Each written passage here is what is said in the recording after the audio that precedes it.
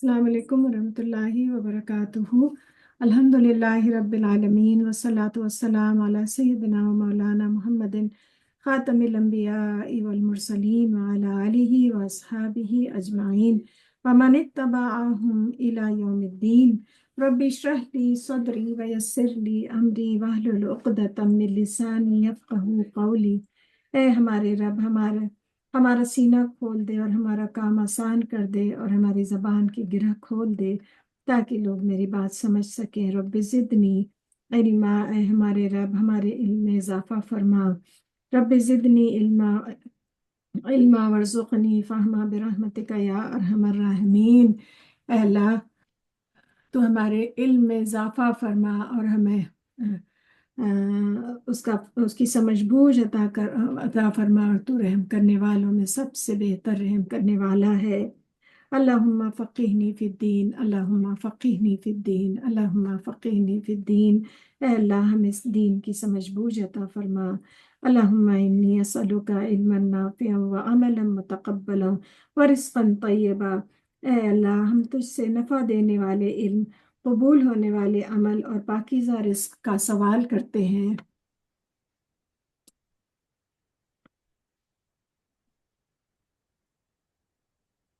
Rabbi इश्रह ली अल्लाहुम्मा अर्ज़ुक़नी तफ़क्कुरा व तदब्बुरा बिमा यतलूहु लिसानी मिन किताबिका वल फ़हम लहू वल मारिफ़तहु बिमानीही वन नज़र फ़ी अजाइबिही वल अमल बिज़ालिका मा बक़ीत इन्नका अला कुल्ली शैइन क़दीर।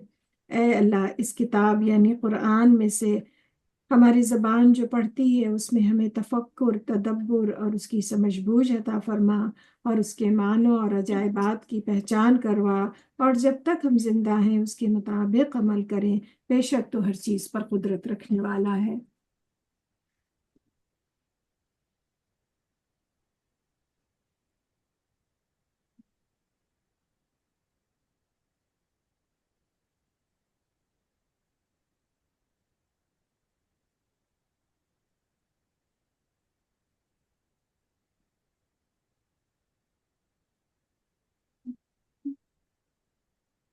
हम हम जो है वो सूर्य आराफ पढ़ रहे हैं।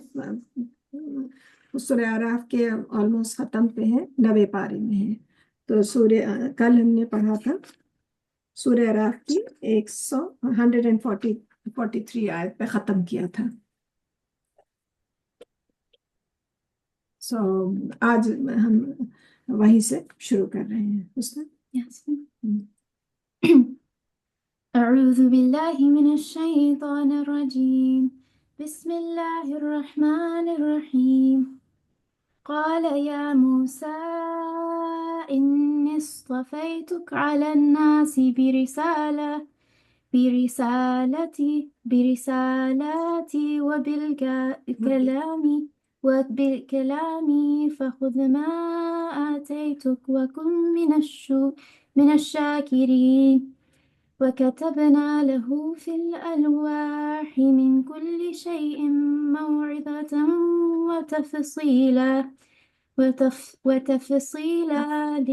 وتفصيلا لكل شيء فخذها بقوة وأمر قومك يأخذوا بأحسنها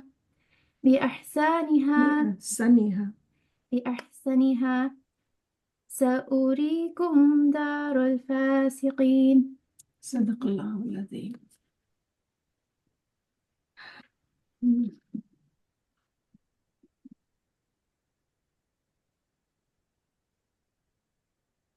قال يا موسى إني اصطفيتك على الناس برسالاتي وبكلامي فخذ ما آتيتك वकुन मिन الشاكرين। अल्लाह ने फरमाया, ए मूसा, बेशक अपने, तो हम पीछे जो हम पढ़ रहे थे कल, वो मूसा अलैहिस्सलाम के बारे में पढ़ रहे थे कि मूसा अलैहिस्सलाम और किस तरह वो जादूगर आए और मूसा अलैहिस्सलाम और फिरौन किस तरह एकदम गुस्से में पागल हो गया। और फिर उसके बाद मूसा अलैहिस्सलाम को अल्लाह ताला ने कोह तूर पे बुलाया, पहले 30 रातों, फिर वो एक्सटेंड होके 40 रातों के लिए, और उसके बाद انہوں نے فرمائش کی اللہ سبحانہ تعالیٰ سے، خواہش ظاہر کی کہ اللہ میں تجھے دیکھنا چاہتا ہوں. تو اللہ سبحانہ تعالیٰ نے کہا کہ ایسا مجھے تم مجھے ہرگز نہیں دیکھ سکو گے. ہاں لیکن اس پہاڑ کی طرف دیکھو، اگر وہ میری تجلی اس پہ ہوگی، اگر وہ پہاڑ برداشت کر سکا، اپنی جگہ ٹھہرا رہا، تو تو تم تو تم مجھے تو تم مجھے دیکھ سکو گے اللہ تعالیٰ کی تجلی. پھر جب اللہ سبحانہ تعالیٰ نے پہاڑ پر اپنا جلوہ ڈالا تو پہاڑ ریزہ ریزہ ہو گیا، اور موسیٰ علیہ السلام جو تھے وہ بے ہوش ہو کر گر پڑے، یہ ہم نے کل پڑھا تھا. پھر جب ہوش آیا تو انہوں نے عرض کیا کہ اللہ تو پاک ہے، میں تیرے حضور توبہ کرتا ہوں، اور میں سب سے پہلا مومن ہوں، یعنی میں اپنی فرمائش پہ شرمندہ ہوں کہ ہاں، اور میں سب سے پہلا مومن ہوں، یعنی میں سب سے پہلا ایمان لانے والا ہوں. اب انہوں نے تو اللہ کا جلوہ ہی، پیغمبر اور اللہ کا جلوہ دیکھا، جو بھی دیکھا، کیونکہ پہاڑ تو ریزہ ریزہ ہو گیا. اللہ سبحانہ تعالیٰ نے کہا تھا کہ اگر پہاڑ اپنی جگہ ٹھہرا رہا تو تم ہماری تجلی کے نمونے دیکھ سکو گے. بہرحال اللہ تعالیٰ نے اب یہاں سے شروع کر رہے ہیں. اللہ نے فرمایا، اے موسیٰ، بے شک میں نے اپنے پیغامات پہنچانے اور اپنی ہم کلامی کے لیے لوگوں میں سے تجھے چن لیا. یعنی موسیٰ کلیم اللہ کا خطاب جو اللہ سبحانہ تعالیٰ نے جو اللہ تعالیٰ نے موسیٰ علیہ السلام سے کلام کیا ہے، بات چیت کی ہے ڈائریکٹلی. اب باقی پیغمبروں کے بارے میں تو فرشتہ پیغام لاتا ہے اور لے جاتا ہے، لیکن جیسے ہر پیغمبر کو اللہ نے ایک کوئی خصوصیت بخشی ہے، تو موسیٰ علیہ السلام انہوں نے اللہ سبحانہ تعالیٰ سے کلام کیا ہے. تو اللہ تعالیٰ کہہ رہے ہیں میں نے لوگوں میں تجھے چن لیا اپنے پیغام پہنچانے کے لیے، یعنی اپنا میسنجر، اور اپنی ہم کلامی کے لیے کہ اللہ تعالیٰ نے ان سے کلام کیا ہے. چنانچہ تو لے جو میں نے تجھے دیا، اور شکر گزاروں میں شامل ہو جا. اور ہم نے اس کے لیے تورات کی تختیوں میں زندگی کے ہر معاملے میں نصیحت اور ہر پہلو کے متعلق تفصیل لکھ کر دی. تو یہاں سے پتہ چلتا ہے کہ تورات جو ہے وہ تختی کی شکل میں موسیٰ علیہ السلام کو ملی، اور ہر شریعت میں اللہ سبحانہ تعالیٰ کرے زندگی کے ہر معاملے کے بارے میں اور نصیحت کے ہر پہلو کی تفصیل لکھ دی تھی. اب یہ لوگوں نے اس کو وہ کر دیا، لیکن اللہ کی طرف سے جو کتاب آئی تھی تو وہ تو ایسی ہی تھی. چنانچہ تو ان ہدایات کو مضبوطی سے پکڑ لے اور اپنی قوم کو حکم دے کہ ان کی اچھی اچھی باتوں پر کاربند رہیں، یعنی ان ہدایات پہ جو کتاب کی اچھی بات ہے اس پہ کاربند رہیں، انہیں فالو کریں. جلد ہی میں تمہیں نافرمانوں کا گھر دکھاؤں گا، اور جلد ہی میں اپنی نشانیوں سے ان لوگوں کی نگاہیں پھیر دوں گا جو زمین میں ناحق تکبر کرتے ہیں. ہم بار بار پڑھ رہے ہیں تکبر. جو آگے ہم پڑھیں گے کہ رائی کے دانے کے برابر بھی تکبر اللہ کو پسند نہیں ہے. تو یہ ایک ایسی چیز ہے جو اچھے لوگوں میں بھی کہیں نہ کہیں شیطان ہلکا سا وہ کہ ہم تو بہت بیسٹ ہیں، ہمیں تو سب آتا ہے، ہم تو وہ ہیں. جو اچھے لوگ ہیں، خراب لوگ تو جو ہے ان کا تو ایکسٹریم لیول ہے، لیکن وہ شیطان جو ہے وہ پینیٹریٹ کرنے کی کوشش کرتا جو ہے نا، دائیں سے بائیں سے. تو ہمیں بہت ویجیلنٹ رہنا ہے اس بات کے لیے کہ جو کچھ ہے اللہ نے جو کچھ ہمیں دیا، جو کچھ ہمارے پاس ہے، ہماری اولاد، ہر چیز یہ اللہ کا دیا ہوا ہے، اور ایوری تھنگ بلانگس ٹو اللہ. ہم کوشش کرتے ہیں، اور یہ بھی اللہ کی مہربانی ہے کہ ہمیں کوشش کا اچھا پھل ملا. یہ بھی اللہ کی مہربانی ہے، ورنہ بہت سارے لوگ ایسا نہیں ہے. بہت سارے لوگ ہیں جو کوشش بہت پڑھے لکھے لوگ ہوتے ہیں اور بہت لائق بھی لوگ ہوتے ہیں، لیکن ان کو وہ اپارچونیٹی نہیں ملتی ہے. کبھی کبھی ہم جیسے لوگ جو ہمیں اتنا علم نہیں ہے، وہ نہیں ہے، لیکن اللہ نے اپارچونیٹی اگر بہتر اپارچونیٹی دی تو یہ اللہ کی بہت بڑی مہربانی ہے. تو اللہ تعالیٰ کیا کہہ رہے ہیں کہ جلد ہی میں اپنی نشانیوں سے ان لوگوں کو پھیر دوں گا جو زمین میں ناحق تکبر کرتے ہیں. اور اگر وہ تمام نشانیاں دیکھ لیں تو بھی وہ ان پر ایمان نہیں لائیں گے، یعنی کہ ان کے دل میں ہے ہی نہیں ایمان لانا، اگر وہ سب دیکھ بھی لیں تو بھی نہیں لائیں گے۔ اور اگر وہ ہدایت کی راہ دیکھ لیں تو اسے اختیار نہیں کریں گے، اور اگر وہ گمراہی کا راستہ دیکھ لیں تو اسے اختیار کر لیں گے۔ یہ اس لیے کہ انہوں نے ہماری نشانیوں کو جھٹلایا اور وہ ان سے غافل رہے۔ اور وہ لوگ جنہوں نے ہماری نشانیوں اور آخرت کی ملاقات کو جھٹلایا، ان کے عمل برباد ہو گئے۔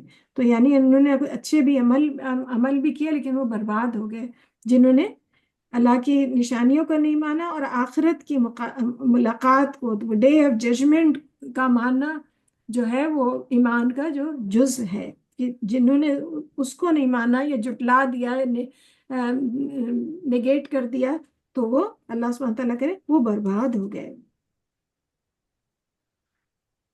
انہیں وہی بدلہ دیا جائے گا۔ انہیں وہی بدلہ دیا جائے گا جو کچھ وہ دنیا میں کرتے تھے۔ اور موسیٰ علیہ السلام کی قوم نے ان کے طور پر جانے کے بعد، اب یہ اب یہ قوم جو ہے وہی مطلب اس اللہ تعالیٰ ہمیں بار بار جو بتا رہے ہیں کہ قوم کی بار بار کی غلطیاں اور بار بار کے اور بار بار کی چیزیں، تو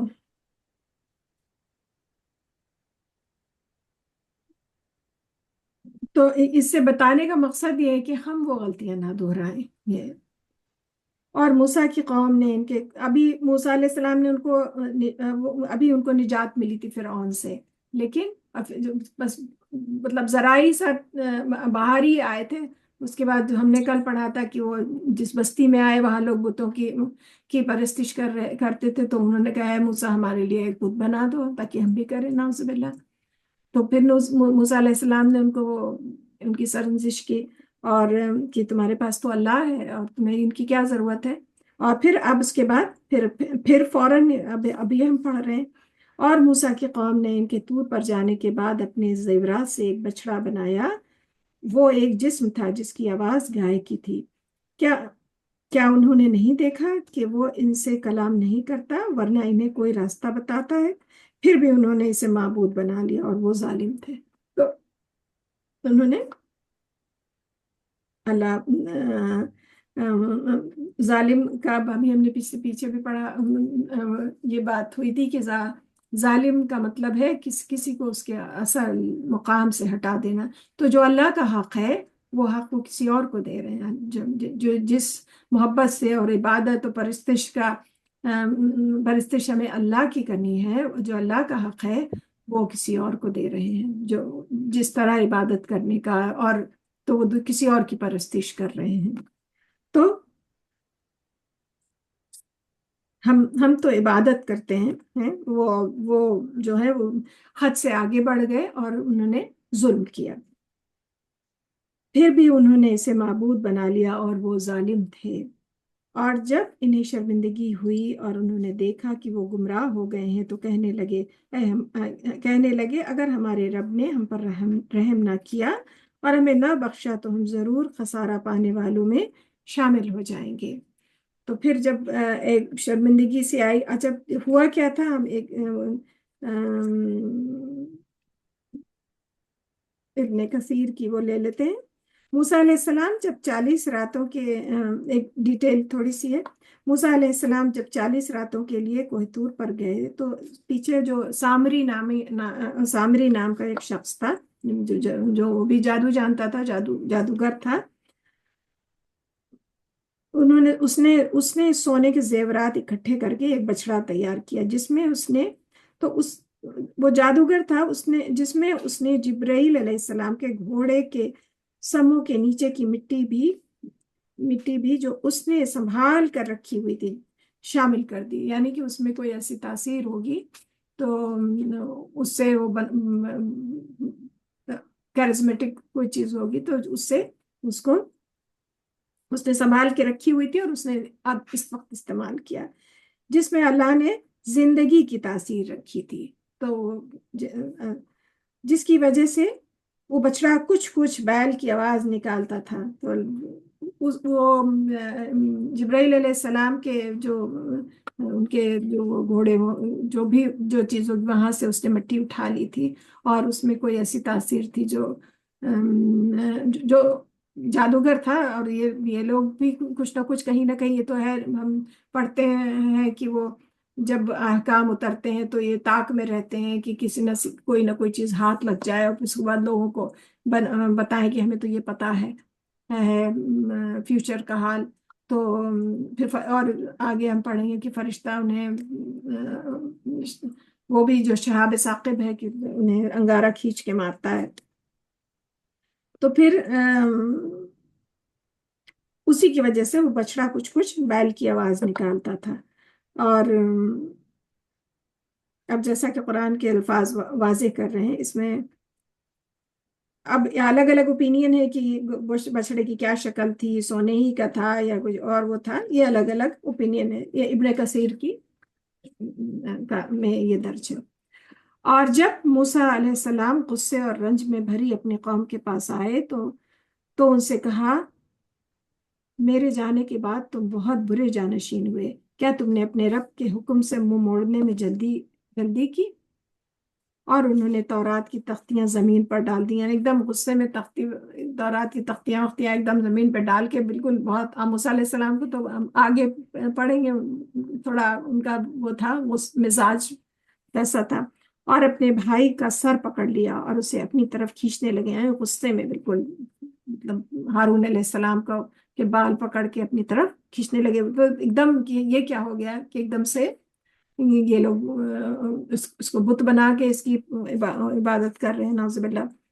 اس پر ہارون علیہ السلام نے کہا، اے ماں جائے، بے شک ان لوگوں نے مجھے کمزور سمجھا اور وہ مجھے قتل کرنے پر اتر آئے تھے، چنانچہ تو دشمنوں کو مجھ پہ ہنسنے کا موقع نہ دے اور مجھے ان لوگوں کے ساتھ شامل نہ کر جو ظالم ہیں۔ تو ان موسیٰ علیہ السلام تو ہارون علیہ السلام نے بیچارے انہوں نے کہا کیا ہے میرے بھائی، پلیز یہ لوگ ہنسیں گے، اور ہم اکیلے اور کمزور پڑ گئے تھے، ہم نہیں ان کا مقابلہ کر پائے۔ موسیٰ علیہ السلام نے کہا، اے میرے رب، تم مجھے اور میرے بھائی کو بخش دے۔ تو جب ان کو ایک دم احساس ہوا، پھر ایک دم سے اپنے کو کنٹرول انہوں نے کیا اور پھر اللہ سے رجوع کیا، کہا، اے میرے رب، تو مجھے اور میرے بھائی کو بخش دے اور ہمیں اپنی رحمت میں داخل فرما، اور تو سب مہربانوں سے زیادہ رحم کرنے والا ہے۔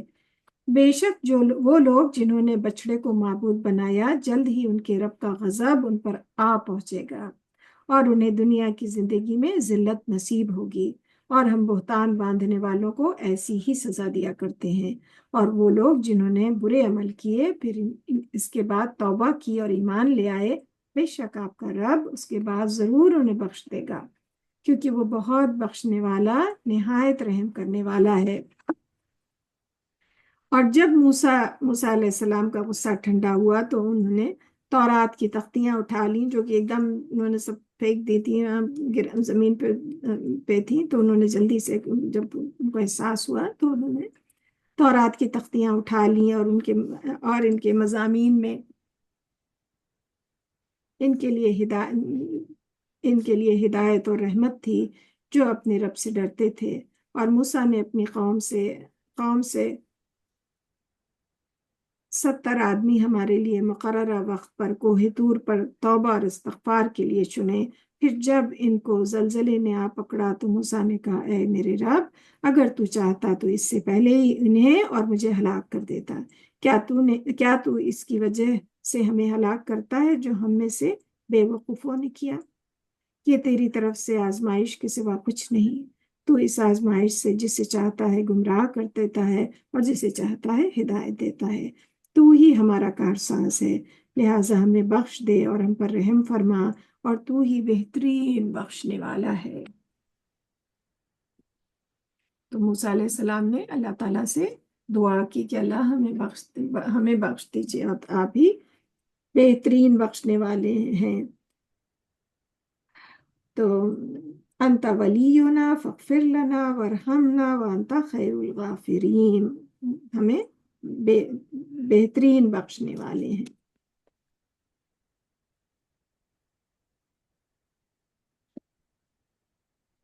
اور تو ہمارے لیے اس دنیا میں بھی اور آخرت میں بھی بھلائی لکھ دے، بے شک ہم نے تیری ہی طرف رجوع کیا۔ اللہ نے کہا، میں جسے چاہتا ہوں اپنا عذاب پہنچاتا ہوں، اور میری رحمت نے ہر چیز کو گھیر رکھا ہے۔ چنانچہ رحمت، اللہ تعالیٰ کی رحمت بہت بڑی ہے، رحمت نے ہر چیز کو گھیر رکھا ہے۔ تو رحمت کا دائرہ تو بہت بڑا ہے، پورا دائرہ ہے، لیکن ان میں سے جو سرکش لوگ ہیں اور ریبیلیس لوگ ہیں، تو اللہ تعالیٰ کہہ رہے ہیں جسے ہم چاہتے ہیں پھر اس کو ہم عذاب دیتے ہیں، جو مطلب ہماری رحمت کے باوجود بار بار گناہ میں وہ ہو رہا ہے کفر اور تباہی میں جا رہا ہے، تو پھر انہیں چنانچہ جلد ہی میں اس رحمت کو ان لوگوں کے لیے لکھ دوں گا جو پرہیزگار لوگ ہیں اور زکوٰۃ دیتے ہیں، اور ان کے لیے بھی جو ہماری آیتوں پر ایمان لاتے ہیں، اللہ کی یعنی کہ اللہ کی نشانی دیکھتے ہیں اور جھک جاتے ہیں اللہ کے آگے، کی اور شکر گزار بھی ہوتے ہیں۔ جو آیات جو کتاب کی آیات بھی ہیں، اور اللہ کی جو ہم چاروں طرف اپنے دیکھتے ہیں، اگر ہم ذرا سا بھی غور کریں تو اللہ پاک کہہ رہے ہیں جو پرہیزگار ہیں زکوٰۃ دیتے ہیں، اور ان کے لیے بھی جو ہماری آیات پر ایمان لاتے ہیں، یعنی وہ لوگ جو اس رسول امی نبی محمد صلی اللہ علیہ وسلم کی پیروی کرتے ہیں، جس کا ذکر وہ اپنے ہاں تورات اور انجیل میں لکھا پاتے ہیں۔ یہ ان لوگوں کی بات ہو رہی ہے جو پچھلی امت ہے، وہ پرہیزگار ہیں، زکوٰۃ دیتے ہیں اور ہماری آیتوں پہ ایمان لاتے ہیں، اور جو رسول اللہ صلی اللہ علیہ وسلم کی پیروی کرتے ہیں، جس کو یعنی اپنے ہی دین پہ ہے، لیکن رسول اللہ صلی اللہ علیہ وسلم کو مان رہے ہیں، ان کی بات کی پیروی کر رہے ہیں، جس کا ذکر وہ اپنے یہاں تورات اور انجیل میں پاتے ہیں۔ تو رسول اللہ صلی اللہ علیہ وسلم کا ذکر تو ان کتابوں میں تھا، وہ اپنے تکبر کے باعث مانتے نہیں تھے، انہیں پتا تو تھا، وہ انہیں انجیل میں پاتے ہیں، وہ انہیں اچھے کاموں کا حکم دیتا ہے اور انہیں برے کاموں سے روکتا ہے، اور وہ ان کے لیے پاکیزہ چیزیں حلال کرتا ہے اور ناپاک چیزیں حرام ٹھہراتا ہے، اور ان پر سے ان کے بوجھ اور وہ طوق اتارتا ہے جو ان پر تھے، یعنی طوق جہالت جو تھی، تو اس کی بات ہو رہی ہے۔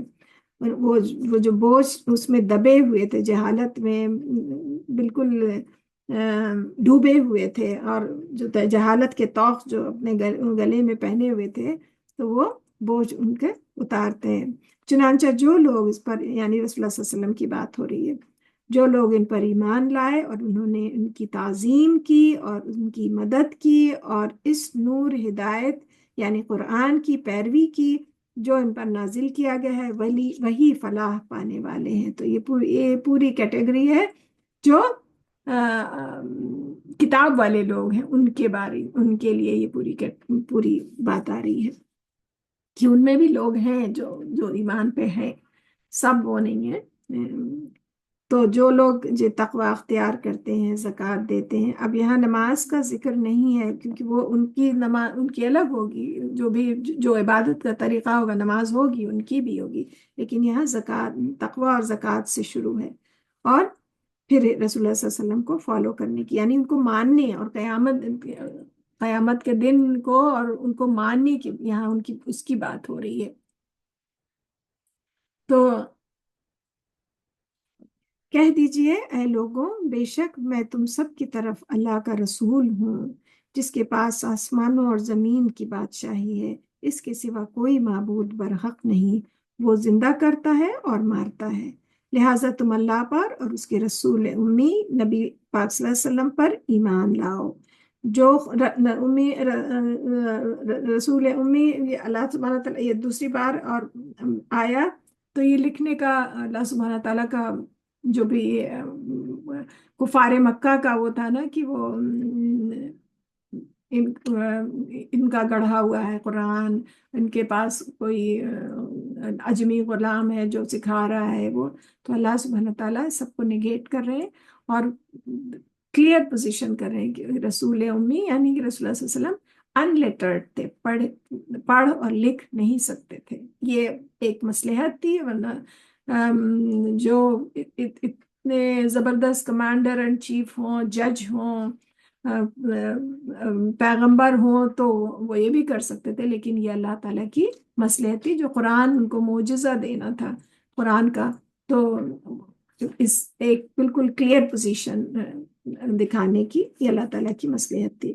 تو لہٰذا تم اللہ اور اس کے رسول امی نبی پر ایمان لاؤ، جو خود بھی اللہ اور اس کے تمام کلمات پر ایمان لاتے ہیں۔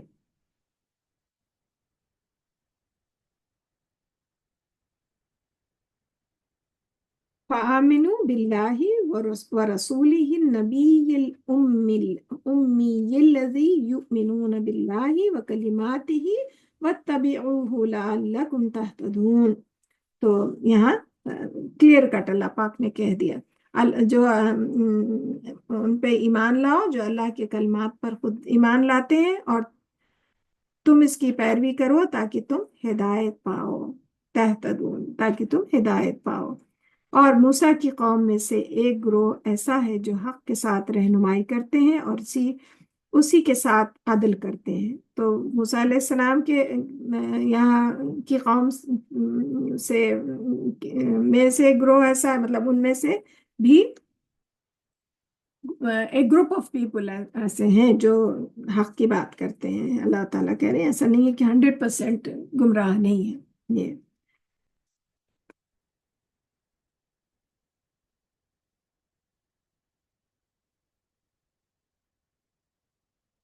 اور ہم نے ان سے یعنی بنی اسرائیل کو 12 قبیلوں کے لحاظ سے 12 گروہوں میں بانٹ دیا تھا۔ اور جب موسیٰ علیہ السلام کی قوم نے ان سے پانی مانگا تو ہم نے اس کی طرف وحی کی کہ تو اپنا عصا اس پتھر پر مار۔ اس نے مارا تو اس پتھر سے 12 چشمے پھوٹ نکلے، تو تب ہر قبیلے نے اپنا گھاٹ جان لیا، اور ہم نے ان پر بادلوں کا سایہ کیا۔ تو کتنی ان لوگوں کو اللہ سبحانہ تعالیٰ بنی اسرائیل کے 12 قبیلے تھے، تو موسیٰ علیہ السلام نے عصا مارا تو 12 چشمے الگ پھوٹے، تاکہ وہ ہر ایک کا اپنا چشمہ ہو جائے۔ اور ان پہ بادلوں کا سایہ، اللہ پاک کہہ رہے ہم نے ان پہ بادلوں کا سایہ کیا، اور ہم نے ان پر من و سلوہ نازل کیا، اور کہا جو پاکیزہ چیزیں ہیں ہم نے تمہیں دی ہیں ان میں سے کھاؤ۔ اور اس کے بعد انہوں نے جو کچھ کیا تو ہم پر ظلم نہیں کیا، بلکہ وہ اپنے آپ پر ہی ظلم کرتے رہے۔ تو اللہ تعالیٰ کہہ رہے ہم نے ان کو اتنی نعمتیں دی، بادل ان کے اوپر سایہ کیے ہوئے تھا، جہاں جہاں وہ جاتے بادلوں کے سائے میں رہتے، اور من و سلوہ ہم نے انہیں عطا کیا۔ اور پانی کا چشمہ، پانی تو جہاں بھی پانی ہے وہاں بستی آباد ہو جاتی تھی، پانی کا چشمہ پھوٹ نکلا ان کے لیے ہر قبیلے کا، لیکن اس کے بعد بھی وہ اپنی حرکتوں سے باز نہ رہے۔ تو اللہ تعالیٰ کہہ رہے ہیں کہ اس کے بعد بھی انہوں نے ظلم کیا، لیکن انہوں نے جو بھی کچھ کیا اللہ تعالیٰ کہہ رہے ہیں کہ وہ میرا اس میں سے کوئی نقصان نہیں ہے، انہوں نے اپنے آپ پر ہی ظلم کیا۔ اور جب ان سے کہا گیا کہ تم اس بستی میں ٹھہرو اور اس میں جہاں سے جی چاہے کھاؤ پیو، رزق حاصل کرو، اور کہو حتیٰ ہمیں معاف کر دے، یعنی اللہ تعالیٰ سے توبہ استغفار کریں کہ اللہ ہمیں معاف کر دے، حتیٰ کے معنی۔ اور شہر کے اس کے پہلے بھی ہم یہ پڑھ چکے ہیں، حتتن، تو حتتن یعنی کہ ہمیں معاف فرما، اور شہر کے دروازے میں سجدہ کرتے ہوئے داخل ہو جانا، یہ ہم لوگ پیچھے بھی پڑھ چکے ہیں۔ شہر کے دروازے میں سجدہ کرتے ہوئے داخل ہونا، تو ہم تمہاری خاطر تمہاری خطائیں معاف کر دیں گے، اور ہم نیکی کرنے والوں کو اور زیادہ دیں گے۔ تو یعنی اللہ کے آگے رجوع کرنا، بس انہیں اللہ تعالیٰ نے خود سکھا دیا تھا کہ تمہیں بس سجدہ کرتے ہوئے داخل ہونا ہے، یعنی کہ اللہ کے آگے جھک جانا ہے، اللہ سے استغفار کرنا ہے، بس اتنا سے کرنا تھا اتنی نعمتوں کے بعد۔ پھر ان میں سے جن لوگوں نے ظلم کیا تھا انہوں نے اس الفاظ کو جس کا انہیں حکم دیا گیا تھا اس کے برعکس بدل ڈالا، تب ہم نے آسمان پر یعنی توڑ مروڑ کے کچھ اور تب ہم نے آسمان سے ان پر عذاب بھیجا، اس لیے کہ وہ ظلم کرتے تھے۔ اے نبی پاک صلی اللہ علیہ وسلم تو وہ حتہ کو انہوں نے تھوڑا موڑ کے موڑ تروڑ کے دوسرا لفظ بنا دیا جس کے معنی گندم یا گندم کے تھے شاید. جو ہم آگے پڑھیں گے اس کو پھر سے. جن لوگوں نے ظلم کیا انہوں نے اس لفظ کو جس کا انہیں حکم دیا گیا تھا اس کے برعکس بدل ڈالا. یعنی وہ تو استغفار کے لیے تھا اور انہوں نے بدل دیا. تب ہم نے آسمان سے ان پر عذاب بھیجا اس لیے کہ وہ ظلم کرتے تھے. اور اے نبی صلی اللہ علیہ وسلم ان یہود مدینہ سے اس بستی ایلا کے بارے میں پوچھیں جو سمندر کے ساحل پر واقع تھی جب وہ لوگ سبت ہفتے کے دن کے بارے میں حد سے گزر جاتے تھے. تو ایک بستی کا ذکر ہے جس کا نام ایلا تھا. تو جو ساحل سمندر پہ وہ بستی واقع تھی جب وہ لوگ یہ سبت کے لوگ جو ہم سبت کا قانون ہم اس میں بھی پیچھے سورہ بقرہ میں بھی پڑھ چکے ہیں. اب یہ اور اس میں آ رہا ہے ڈیٹیل میں آ رہا ہے. جب وہ لوگ سبت یعنی ہفتے کے دن کے بارے میں حد سے گزر جاتے تھے جبکہ ان کے یوم سبت کو ان کی شکار کی مچھلیاں ان کے پاس ظاہر پانی کے اوپر آ جاتی تھی اور جس دن ان کا ہفتہ نہ ہوتا وہ ان کے پاس نہیں آتی تھی. اس طرح ہم انہیں آزماتے تھے اس لیے کہ وہ نافرمانی کرتے تھے.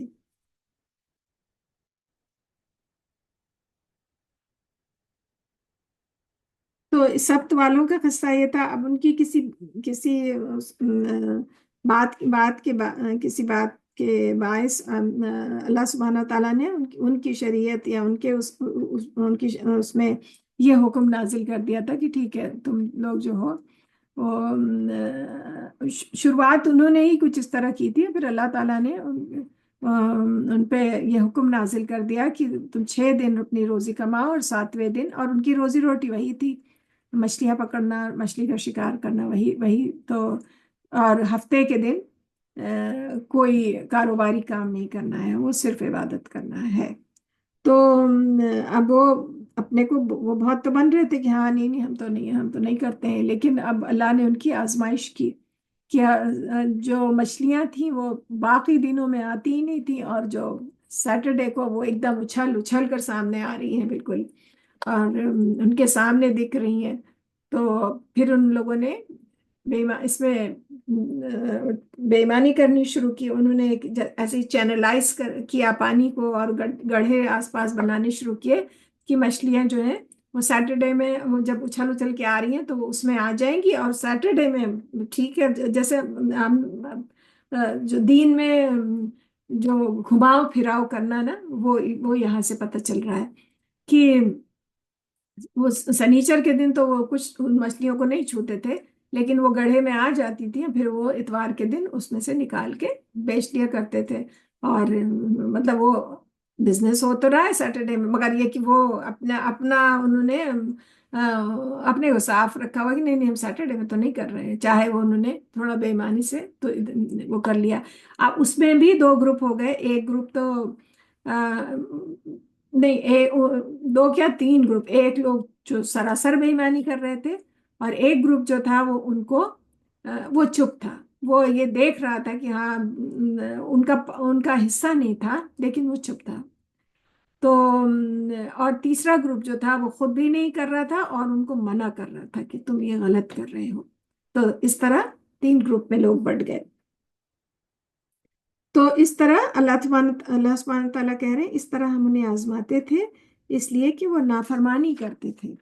اور جب ان میں سے ایک گروہ نے دوسرے سے کہا تم ایسے لوگوں کو واز کیوں کرتے ہو جنہیں اللہ نے ہلاک کرنے والا یا سخت عذاب دینے والا جنہیں اللہ سخت عذاب دینے والا ہے. انہوں نے جواب دیا اس لیے کہ ہم تمہارے رب کے حضور عذر کر سکیں کہ شاید کہ وہ اللہ سے ڈرے. یعنی وہ جو گروہ میں شامل نہیں تھا لیکن وہ چپ چاپ تھا کہ ہاں ٹھیک ہے کر رہے ہیں کریں. تو ان سے جو لوگ ان کو منع کر رہے تھے امر بالمعروف اور نہی عن المنکر کی جو بات ہے نا کہ نیکی سے کی طرف وہ کرنا اور برائی سے روکنا انہیں منع کر رہے تھے. تو انہوں نے کہا تم کیوں جب ان پہ عذاب ہی آنا ہے تو کیوں منع کر رہے ہو انہیں. تو انہوں نے جواب دیا اس لیے کہ جب ہم اپنے رب کے حضور حاضر ہوں گے تو ہم یہ بات کہہ سکیں گے کہ شاید کہ وہ کہ اب عذر کر سکیں گے، اور یہ بھی ہے کہ شاید کہ وہ ڈر کے مان جائیں، شاید کہ وہ مان جائیں ہم انہیں اللہ سے ڈرا رہے ہیں۔ اور دوسری بات ہے کہ ہم اپنی پوزیشن ہو، اللہ سبحانہ تعالیٰ سے ہم یہ کہیں گے کہ اللہ ہم تو انہیں منع کر رہے تھے اور یہ نہیں مانے۔ تو یہاں سے یہ بات پتہ چلتی ہے کہ اگر کچھ غلط چیز ہے تو اچھے طریقے سے اس کو روکنے کی، ایون اگر ہمارا کوئی مسلمان بھائی یا مطلب مسلمان بھائی تو مسلمان تو آپس میں بھائی بھائی ہیں، اور تو کوئی اگر غلط کام کر رہا ہے تو اگر ہمارے اندر اتنی استطاعت ہے کہ ہم اس غلطی کو، گمراہی کو روک سکیں تو ہمیں روکنا چاہیے۔ اور اگر ہمارے اندر اتنی استطاعت نہیں ہے کہ ہم مطلب فورسفلی اس کو روک نہیں سکتے، تو ایٹ لیسٹ ہم کہیں کہ ہاں یہ بات یہ آپ غلط بات کر رہے ہیں، تاکہ ہم اللہ کو ہمیں منہ دکھانا ہے۔ اور اگر ہم بہت کمزور ہیں، ہم اتنا بھی نہیں کہہ بھی نہیں سکتے، تو ایٹ لیسٹ ہم سوچیں حق بات کہ یہ غلط بات ہے۔ ایٹ لیسٹ ہم خود اپنے اندر کلیئر ہوں، ہم یہ نہیں کہ بس غلط چیز کو گھما کے اس کو صحیح بنانے کی کوشش کر رہے ہیں۔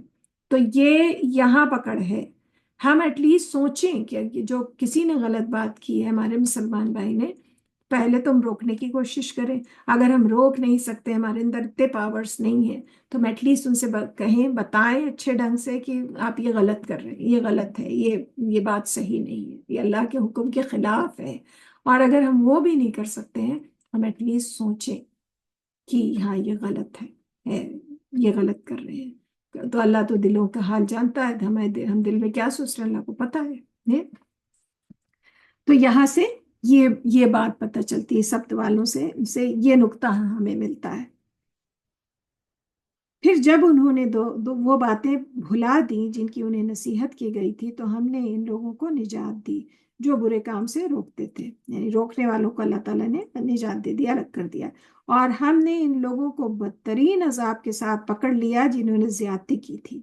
تو زیادتی کرنے والوں کو تو جو کر رہے تھے بدترین عذاب کے ساتھ پکڑ لیا، اس لیے کہ وہ نافرمانی کرتے تھے۔ پھر جب انہوں نے اس معاملے میں سرکشی کی جس سے انہیں روکا گیا تھا، تو ہم نے ان سے کہا ہو جاؤ ذلیل بندر۔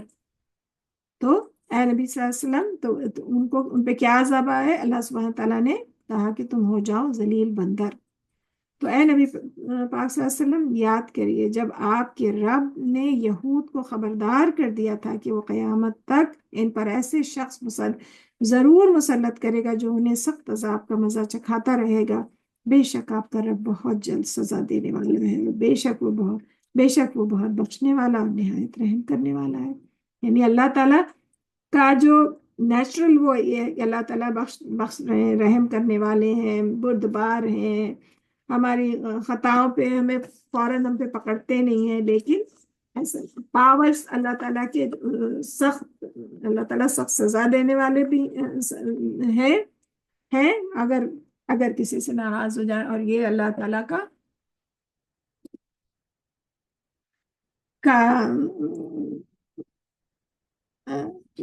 قانون۔ اور ہم نے انہیں قبیلوں میں بانٹ کر زمین میں پھیلا دیا، ان میں سے کچھ نیک تھے اور ان میں سے کچھ اس کے سوا بدعمال تھے، اور ہم نے انہیں خوشحالی اور بدحالی کے ساتھ آزمایا، شاید کہ وہ اللہ کی طرف لوٹ آئیں۔ تو خوشحالی کے ساتھ اور بدحالی کے ساتھ آزمایا۔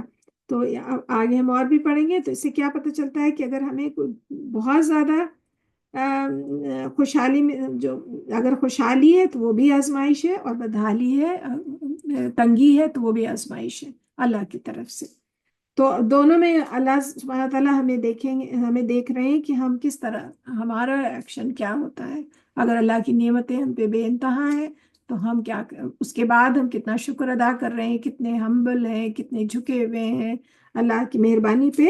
اور اگر کوئی تکلیف آتی ہے، کوئی تنگی آتی ہے، تو ہم کیسے صبر کر رہے ہیں اور کیسے شکر کر رہے ہیں کہ اللہ میرا شکر ہے، تو نے بہت سو سے بہتر رکھا ہے یا اللہ۔ تو اللہ یہ دونوں کنڈیشن میں ہمارا کیریکٹر دیکھا جاتا ہے۔ جو اللہ تعالیٰ دیکھتے ہیں کہ ہمارا بندہ اس کنڈیشن میں کتنا شکر گزار ہے، میرا کتنا صبر کر کے، کتنا جم کے کھڑا ہے، کتنا۔ تو دونوں دونوں کنڈیشن، ایسا نہیں ہے کہ کسی کو تکلیف ہے تو وہ خراب ہے، وہ خراب بندہ ہے، یا کوئی بہت وہ ہے تو کوئی بہت خوشحال ہے تو بس یہ دونوں کنڈیشن میں ہمارے جو کام ہیں وہ دیکھے جائیں گے۔ پھر ان کے بعد نااہل ان کے جانشین بنے جو کتاب تورات کے وارث ہوئے، وہ ادنا دنیا کا سامان لے لیتے ہیں اور کہتے ہیں جلد ہمیں بخش دیا جائے گا، مگر ان کا حال یہ ہے کہ اگر ان جیسا گھٹیا دنیا کا سامان دوبارہ ان کے پاس آئے تو بغیر کسی آر کے لے لیں۔ کیا ان سے کتاب تورات میں پختہ وعدہ نہیں لیا گیا تھا کہ وہ اللہ کے بارے میں حق کے سوا کچھ نہ کہیں، حالانکہ انہوں نے پڑھ لیا ہے جو کچھ اس میں ہے، اور آخرت کا گھر ان لوگوں کے لیے بہت بہتر ہے جو پرہیزگاری اختیار کرتے ہیں۔ کیا پھر تم سمجھتے نہیں؟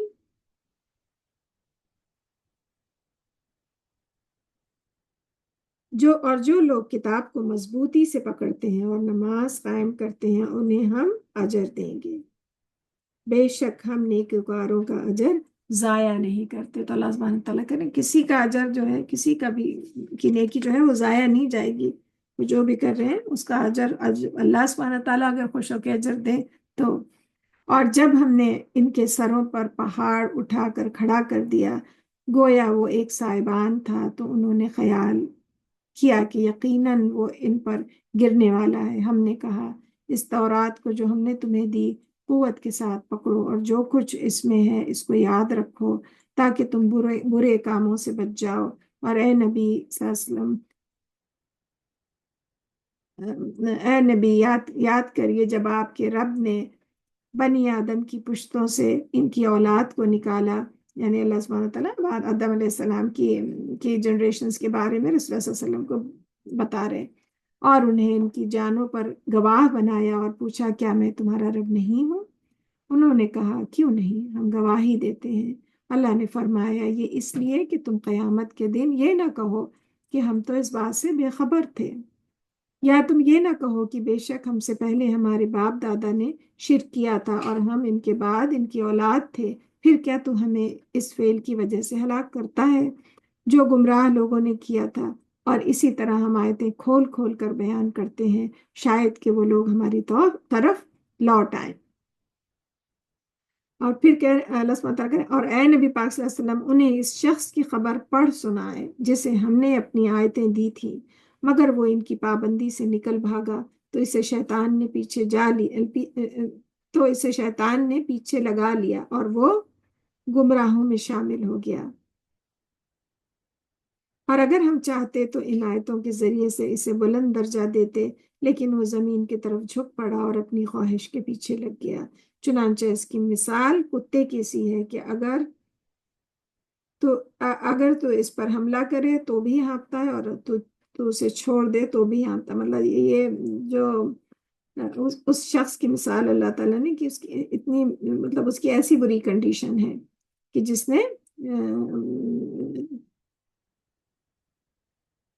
کو اللہ کا علم ہو گیا، اللہ کی نشانی اس کے سامنے ظاہر ہو گئی ہے، اس حق جس نے پہچانا اور اس کے بعد شیطان اس کے پیچھے لگ گیا اور وہ پھر سے گمراہی میں چلا گیا، تو اللہ تعالیٰ کہہ رہے ہیں اگر ہم چاہتے تو ان آیتوں کے ذریعے مطلب یہ کہ ایک جو لائف کا ٹیمپٹیشن ہے جو فری ول ہے، تو اللہ سبحانہ تعالیٰ کہ اگر ہم چاہتے تو جیسے فرشتوں کی طرح، جیسے فرشتے ہیں ہمیں بس وہ حکم بجا لاتے ہیں تو اس طرح ہوتا، لیکن انسان جو ہے انسان کو اللہ تعالیٰ نے فری ول بھی دی ہے اور اپنی نشانیاں بھی دکھائی ہیں، اپنے پیغمبر بھی بھیجے ہیں، اور پھر انسان اللہ سبحانہ تعالیٰ اس آزمائش میں دیکھتے ہیں کہ وہ انسان کیسا بھی کیسے ایکٹ کرتا ہے۔ تو اللہ سبحانہ تعالیٰ کہ اس کی اگر جو حق پہچاننے کے بعد پھر شیطان اس کے پیچھے لگ گیا اور وہ خود شیطان کے پیچھے لگ گیا، کیونکہ وہ پیچھے ہم نے پڑھا تھا کہ شیطان انہی کو بہکا سکتا ہے جو اس کے ساتھی ہوں، جو تقوی والے لوگ ہیں ان کو شیطان نہیں بہکا سکتا۔ ہم آگے بھی پڑھیں گے ڈیٹیل میں۔ اور اگر تو اللہ سبحانہ تعالیٰ کہہ رہے ہیں کہ حق پہچاننے کے بعد اگر پھر شیطانی اس میں لگ گیا تو اس کی جو مثال ہے نا کہ دھوبی کا کتا نہ گھر کا نہ گھاٹ کا، اور تو اللہ سبحانہ تعالیٰ نے اس کی مثال اس کتے کی طرح دی ہے کہ جو حملہ کرے تو بھی ہانپتا ہے، چھوڑ دے تو بھی ہانپتا ہے، یعنی کہ بس عجیب سی اس کی کنڈیشن ہے۔ لیکن یہی مثال ان لوگوں کے لیے ہے جنہوں نے ہماری آیات کو جھٹلایا۔ چنانچہ اے نبی پاک صلی اللہ علیہ وسلم، آپ یہود سے یہ قصہ بیان کر دیں، شاید کہ وہ غور کریں۔ ان لوگوں کی مثال بری ہے جنہوں نے ہماری آیتوں کو جھٹلایا اور وہ اپنی جانوں پر ظلم کرتے تھے۔ جسے اللہ ہدایت دے تو وہی ہدایت پانے والا ہے۔ اللہم اجعلنا منہم، اللہ ہم سب کو ہدایت یافتہ لوگوں میں شامل کرے۔ جسے اللہ ہدایت دے تو وہی ہدایت پانے والا ہے، اور جسے اللہ گمراہ کر دے تو یہی لوگ خسارہ پانے والے ہیں، یعنی یہی نقصان والے لوگ ہیں۔ جو اگر جن کی رسی ڈھیلی ہے تو ایسا نہیں ہے کہ وہ دنیا کے مزے اٹھا رہے ہیں، ایسا نہیں ہے۔ ان کو بھی اللہ کو جواب دینا ہے، اور اب اینڈ میں تو پھر یہ خسارے والے ہی لوگ ہیں۔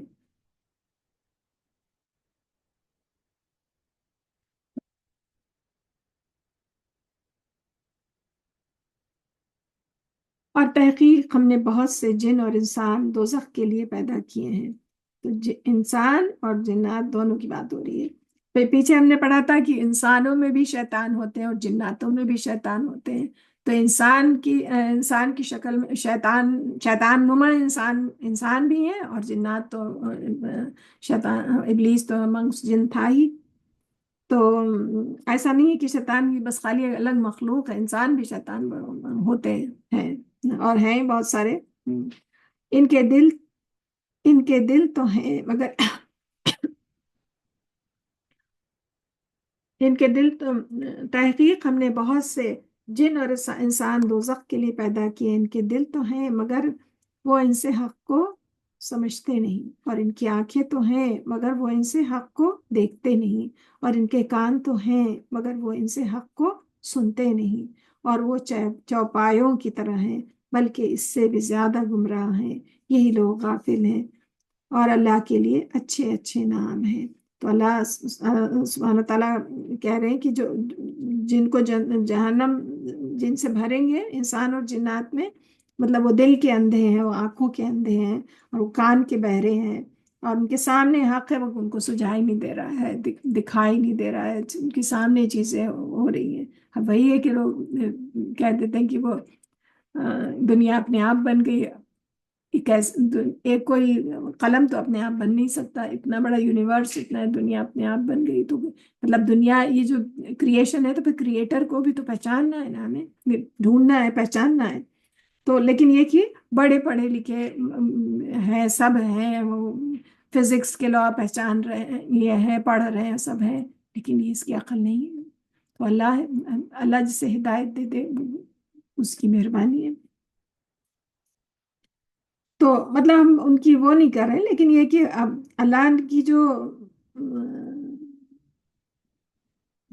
قدرت ہے اس کو پہچاننا، اللہ کے قوانین اور اللہ کی نعمتوں کو پہچان، کم سے کم دیکھیں اور کہیں کہ ہاں، جیسے آپ پھلی کو دیکھیں تو اللہ ہر ایک پیڑ میں 10 طرح کے پھل ہیں، کوئی پھل کھٹا ہے، کوئی میٹھا ہے، اور ان میں رنگ بھی کتنے ہیں۔ ہم اگر ایسے سڑک پہ ہی گزر جائیں تو جو ٹریز ہیں اتنے ڈفرینٹ گرین میں تو وہی دیکھتی ہوں کہ جو ایک گرین میں بھی مطلب ہزاروں شیڈز ہیں، اتنے مینی ڈفرینٹ شیڈز کہ ہر پتا دوسرے پتے سے جدا ہے، ہر پھل دوسرے پھل سے جدا ہے۔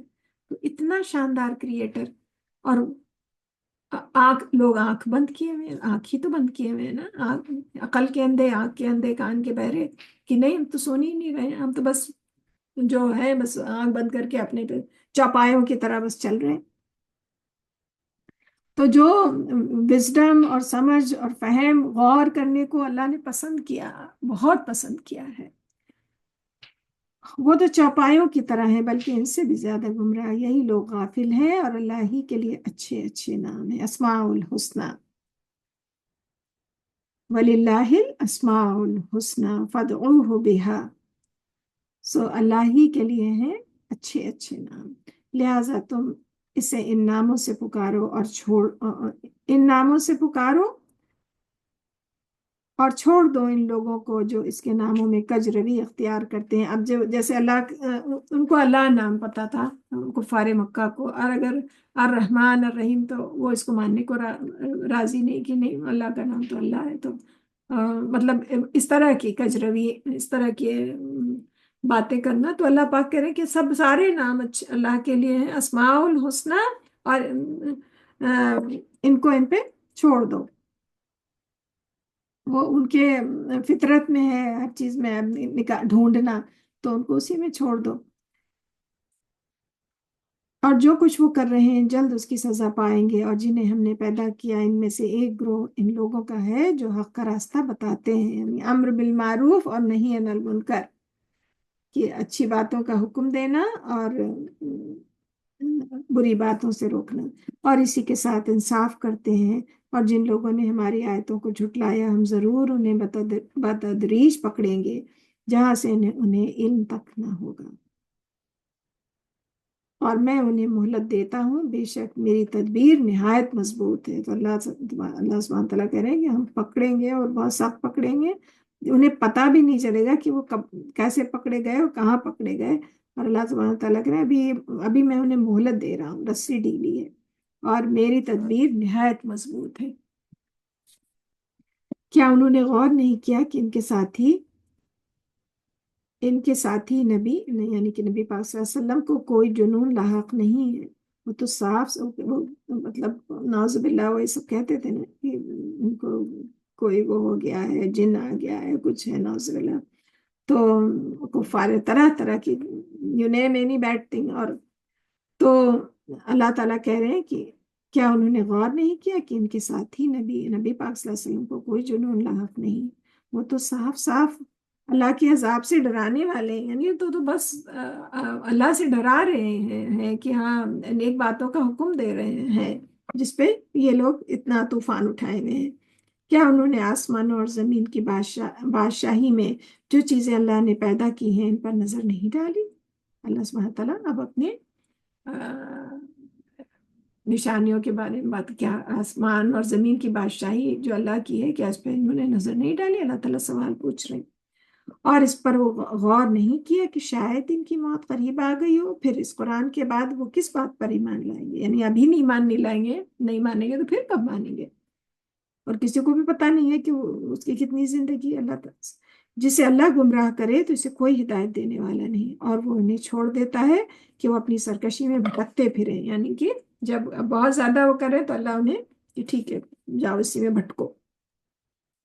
اے نبی پاک صلی اللہ علیہ وسلم، وہ لوگ آپ سے قیامت کے بارے میں سوال کرتے ہیں کہ اس کے واقع ہونے کا کون سا وقت کون سا ہے؟ جب یہ بھی تھا کہ قیامت کب آئے گی، اگر آپ کہہ رہے ہیں تو کب آئے گی؟ نعوذ باللہ۔ تو کہہ دیجئے اس کا علم تو میرے رب ہی کو ہے، اس کا علم تو میرے رب ہی کے پاس ہے، وہی اسے اس کے وقت پر ظاہر کرے گا۔ وہ آسمانوں اور زمین میں بھاری حادثہ ہوگی، یعنی کہ وہ ہم آگے پڑھیں گے، کھڑکھڑا دینے والی قیامت کے الگ الگ نام ہے، الگ الگ چھوٹی چھوٹی بات کی صورتوں میں بہت اس میں دریا میں کوزے میں دریا بھرا ہوا ہے،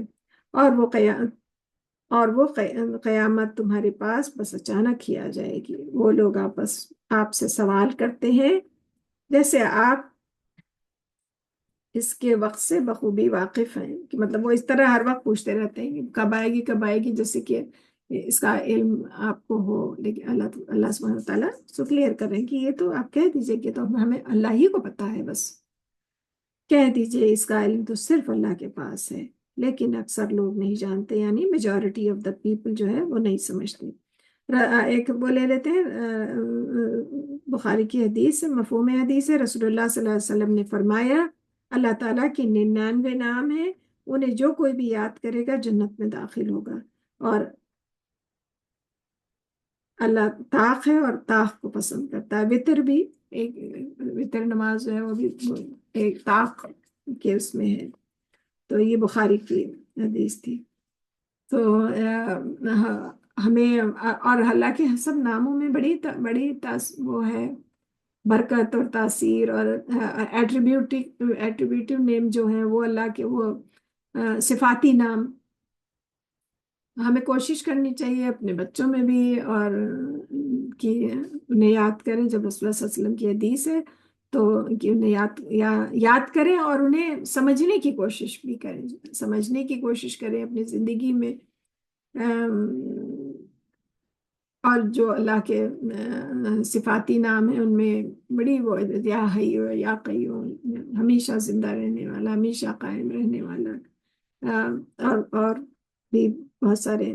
کہہ دیجئے میں اپنی جان کے لیے. اور جو صفاتی نام ہے وہ نام اللہ کے ایسے اب جیسے اللہ کے ڈائریکٹلی نہیں رکھتے. ہمیں تو عربی زبان کا زیادہ علم نہیں ہے، تو اس لیے ہمارے یہاں لوگ اس طرح رکھ بھی لیتے ہیں. جیسے رحمان ہے تو عبد الرحمان، اللہ کے بندے.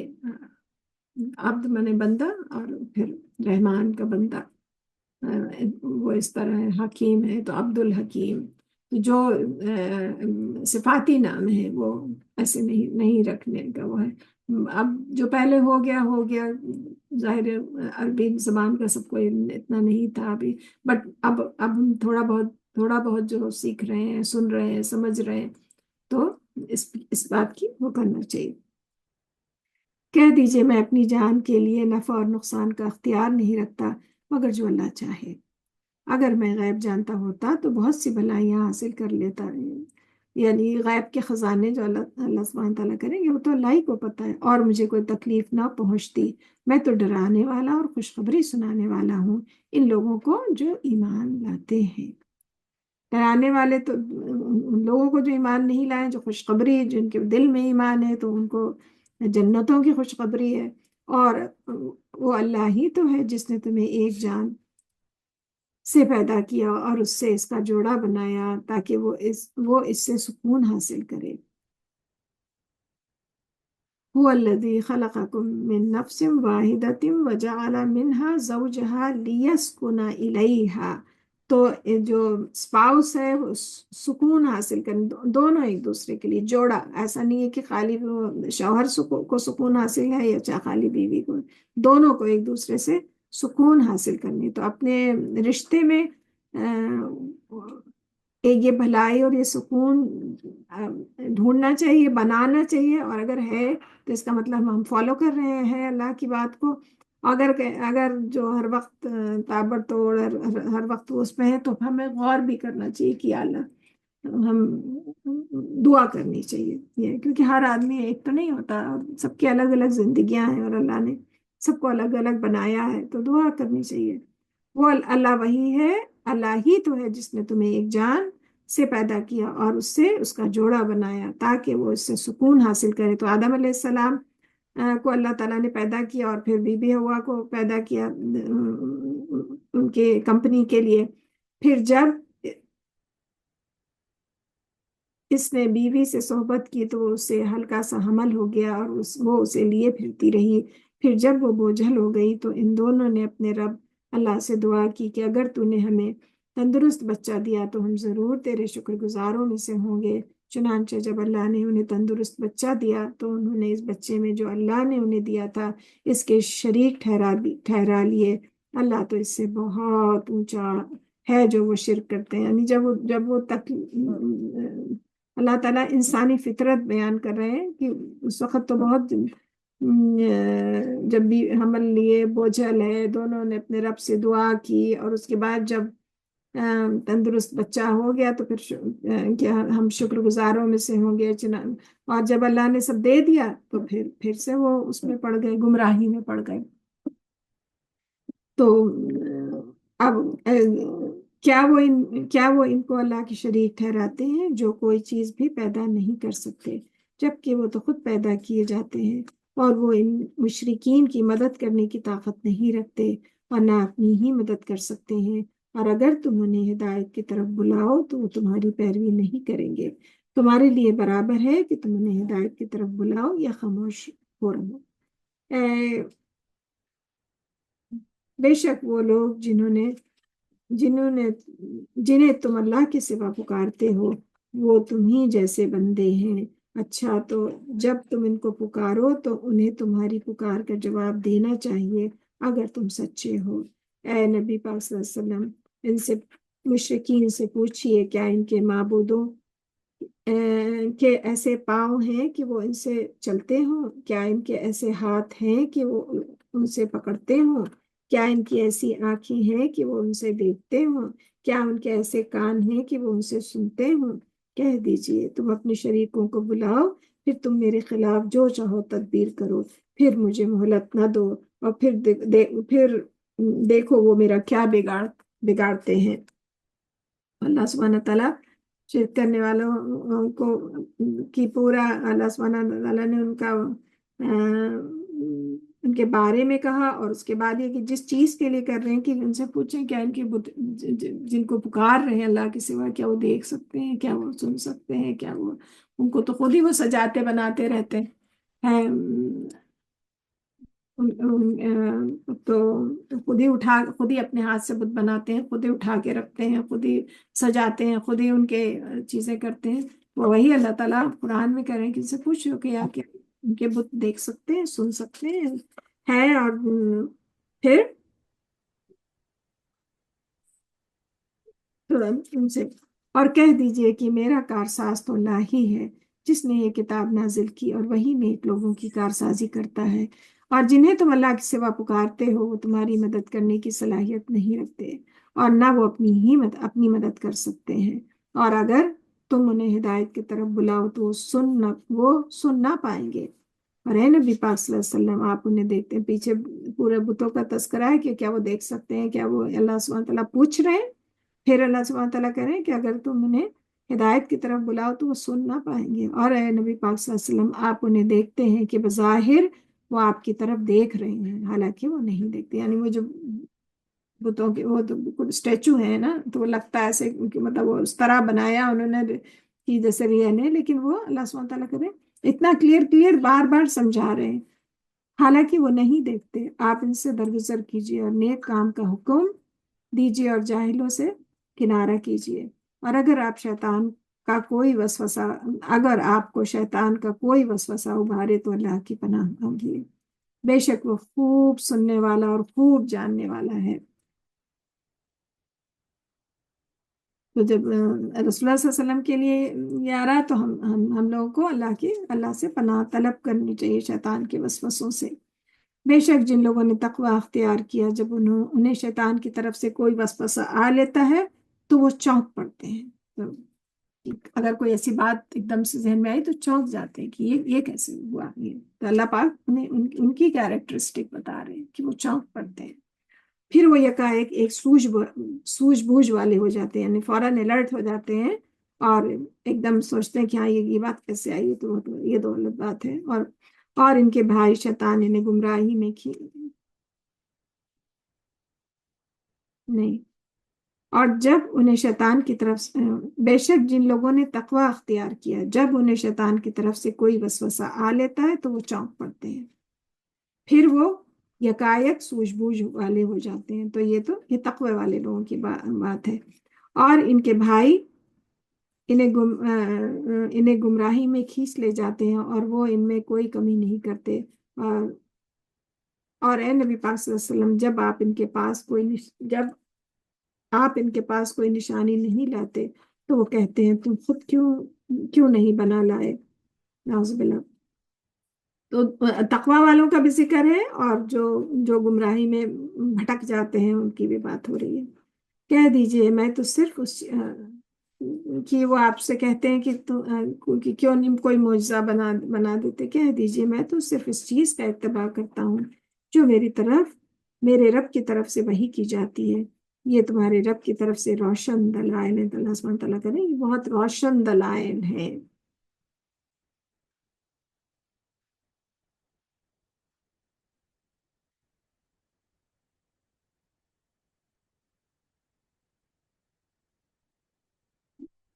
یہ تمہارے رب کی طرف سے روشن دلائل ہیں اور ہدایت اور رحمت ہے ان لوگوں کے لیے جو ایمان لاتے ہیں۔ اور جب قرآن پڑھا جائے تو اسے توجہ، اب یہ ایٹیکیٹس آف قرآن آ رہے ہیں کہ جب قرآن پڑھا جائے تو ہمیں کیا کرنا ہے۔ جب قرآن پڑھا جائے تو اسے توجہ سے کان لگا کر سنو اور خاموش رہو تاکہ تم پہ رحم کیا جائے۔ تو یہ اللہ کی مہربانی حاصل کرنا ہے، تو اگر اس سے یہی پتہ چلتا ہے کہ اللہ تعالیٰ مہربان ہوتے ہیں کہ جب قرآن پڑھا جائے تو خاموشی سے اور توجہ سے سننا ہے، پھر اس وقت کوئی دوسری چیز نہیں کرنی ہے۔ اور اے نبی پاک صلی اللہ علیہ وسلم، آپ اپنے رب کو صبح اور شام اپنے دل میں یاد کیجیے، عاجزی سے اور ڈرتے ہوئے، پست اور ہلکی آواز سے۔ اور آپ تو جو ذکر ہے، ذکر کا نقطہ یہاں سے ملتا ہے کہ اپنے رب کو صبح اور شام، تو رسول اللہ جو مسنون دعائیں ہیں رسول اللہ صلی اللہ علیہ وسلم جو صبح شام کی جو پڑھا کرتے تھے، تو اس کا یہی سے ملتا ہے نقطہ۔ پست اور ہلکی آواز سے، یعنی دھیمے سے بھی، زور سے بھی، ہر طرح سے اپنے رب کو یاد کیجیے، اور آپ غافلوں میں شامل نہ ہوں۔ بے شک جو فرشتے آپ کے رب کے پاس ہیں، تو یہ رسول اللہ صلی اللہ علیہ وسلم کے ذریعے ہم سے بات ہو رہی ہے، اور کہ وہ صبح شام اپنے رب کی تسبیح کرنا ہے، اور اگر نہیں کر رہے ہیں تو کہیں ہم غفلت کی طرف تو نہیں جا رہے ہیں۔ تو یہ بات ہے۔ اور بے شک جو فرشتے آپ کے رب کے پاس ہیں، وہ اس کی عبادت سے تکبر نہیں کرتے، اور وہ اس کی تسبیح بیان کرتے ہیں اور اسی کو سجدہ کرتے ہیں۔ یہ آیت سجدہ ہے، سجدہ کر لیجئے۔ تو جو 14 مقام ہے قرآن میں جہاں پہ آیت سجدہ ہے تو جہاں بھی آئے ہم جب سن رہے ہیں اور ہم پڑھ رہے ہیں تو ہمیں سجدہ ہم پہ لازم ہو جاتا ہے۔ اس سجدے کے لیے وضو کی کنڈیشن نہیں، وہ ہے نہ قبلہ کی کنڈیشن ہے، بس جہاں پہ ہیں وہیں سجدہ۔ رسول اللہ صلی اللہ علیہ وسلم نے جس طرح کیا کہ جہاں پہ کی پڑھا اور جہاں اس طرح کی آیات آئی تو فوراً سجدے میں چلے گئے، اور صحابہ نے کیا، تو اسی طرح ہمیں کرنا ہے۔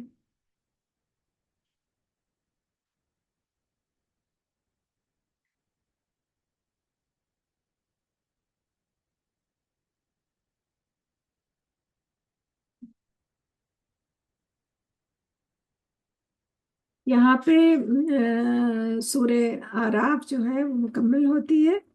اب ہم تھوڑی سی سورہ انفال پڑھ لیں گے۔ سورہ انفال کے بارے میں کل ڈیٹیل سے بات کریں گے۔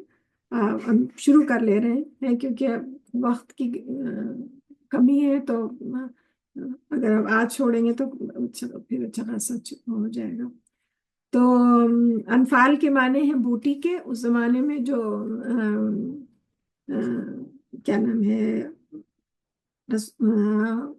جو جنگیں ہوا کرتی تھیں، تو فزیکل جنگیں آمنے سامنے والی ہوتی تھی، تو جو وار کی جو بوٹی ہوتی تھی ان کا بھی ایک اہم رول ہوتا تھا۔ وہ کس طرح آگے ہم اس میں پڑھیں گے کہ کس طرح اس کا ڈسٹریبیوشن ہو، کیسے وہ بیت المال میں کتنا جانا ہے، کتنا کس کا حصہ ہے، کتنا کس کا۔ تو انفال کے ایکچوئل معنی ہیں بوٹی کے۔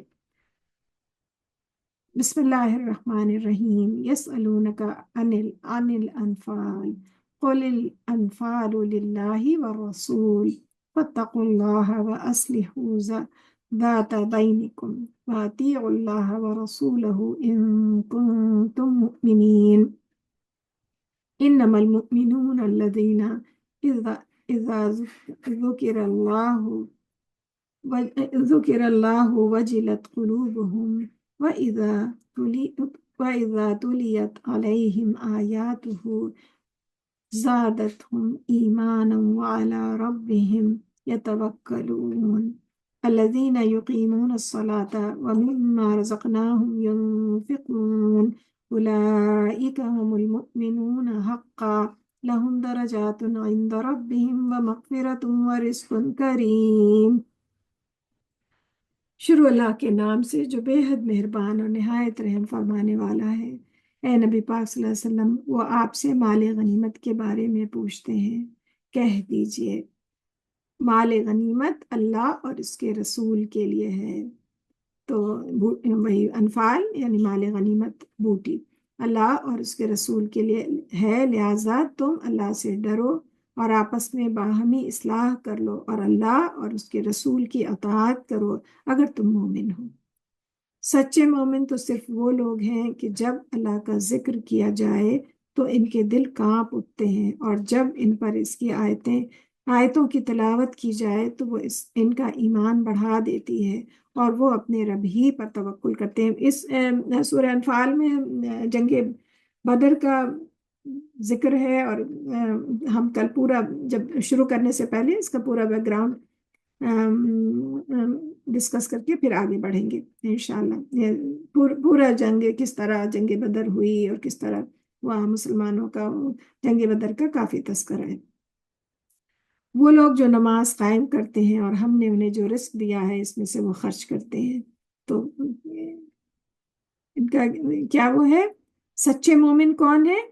سچے مومن تو صرف وہ لوگ ہیں جب اللہ کا ذکر کیا جائے تو ان کے دل کانپ اٹھتے ہیں، اللہ کی خشیت ان کے دل میں ہے، ڈر جاتے ہیں ان کے دل، جب اللہ کے احکام آتے ہیں تو ان کے دل تو نمبر ون جب وہ لوگ ہیں مومن سچے، جب اللہ کا ذکر کیا جائے تو ان کے دل کانپ اٹھتے ہیں، ڈر جاتے ہیں ان کے دل، اور جب ان پر اس کی آیتوں کی تلاوت کی جائے تو وہ ان کا ایمان بڑھا دیتی ہے، خوش ہو جاتے ہیں جب ہوتے ہیں تو ان کا ایمان اور بڑھتا ہے، دل ڈرتا بھی ہے اور ان کا ایمان بھی بڑھتا ہے۔ وہ مومن وہ لوگ ہیں، اور وہ اپنے رب ہی پر توکل کرتے ہیں، اور ان کا پورا پورا بھروسہ صرف اللہ پہ ہے۔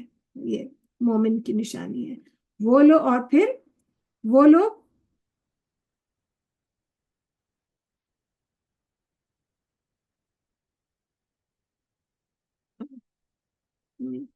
اپنے رب ہی پر توکل کرتے ہیں، وہ لوگ جو نماز قائم کرتے ہیں اور ہم نے انہیں جو رزق دیا ہے اس میں سے وہ خرچ کرتے ہیں، یعنی نماز پڑھتے ہیں اور اللہ کا نے جو بھی رزق دیا، چاہے کم دیا ہے چاہے زیادہ دیا ہے، اس میں سے خرچ کرتے ہیں۔ یہی لوگ سچے مومن ہیں، ان کے لیے اپنے رب کے ہاں درجے ہیں اور بخشش ہے اور باعزت رزق ہے۔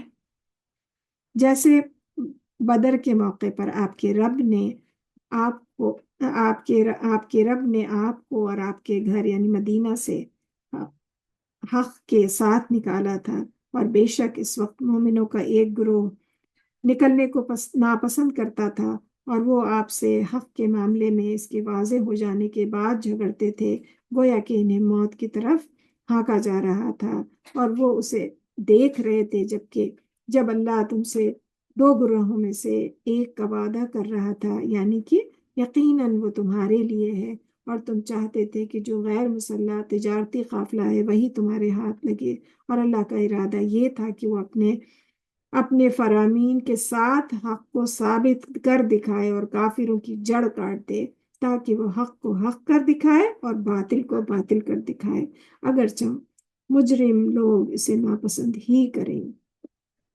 تو اب ہم خیر وہ کر ہی لیتے ہیں۔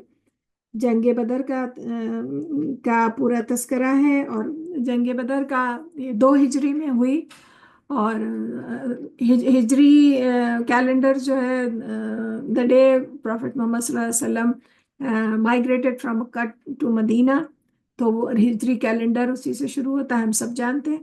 اور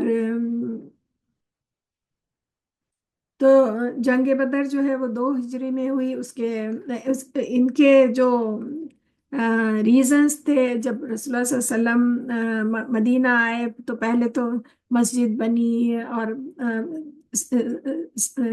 اسلامک ریاست اسٹیبلش ہونے میں ہونا شروع ہوئی، اور اس کے بعد پھر رسول اللہ صلی اللہ علیہ وسلم، کیونکہ رسول اللہ صلی اللہ علیہ وسلم بہت وزڈم حکمت والے اور بہت ماہر کمانڈر ان چیف تھے، تو وہ قریش ایسے تو کوئی وہ نہیں تھا، وہ قریش جو ان کا قافلہ گزرتا تھا، تو اسلامک جو قریش کے لیے جو اکنامک وہ تھا بلاکیڈ کرنے کے لیے، جب کوئی قافلہ گزرتا تھا تو مسلمان اس کو کوشش کرتے تھے کہ ان کو انٹرسپٹ کریں، اور اس طرح کے واقعات ہیں، اور 8 واقعات ہیں جس میں 4 میں رسول اللہ صلی اللہ علیہ وسلم خود میں رہے ہیں، جیسا کہ ہسٹری سے پتہ چلتا ہے۔ تو ایسے ہی وہ بہت بڑا وہ تھا، تجارتی قافلہ تھا، کافی اس میں کافی وہ تھی، کافی ویلتھ تھی کا وہ تھا، تو وہ ادھر سے گزر رہا تھا، تو اس کو مسلمان ایکچولی جنگ بدر میں مسلمان جنگ کے لیے نہیں گئے تھے، وہ تو قافلے کو انٹرسپٹ کرنے کے لیے وہاں لوگ گئے تھے، اور اس کے بعد لیکن یہ کہ وہ اس طرح کے حالات بن گئے، اور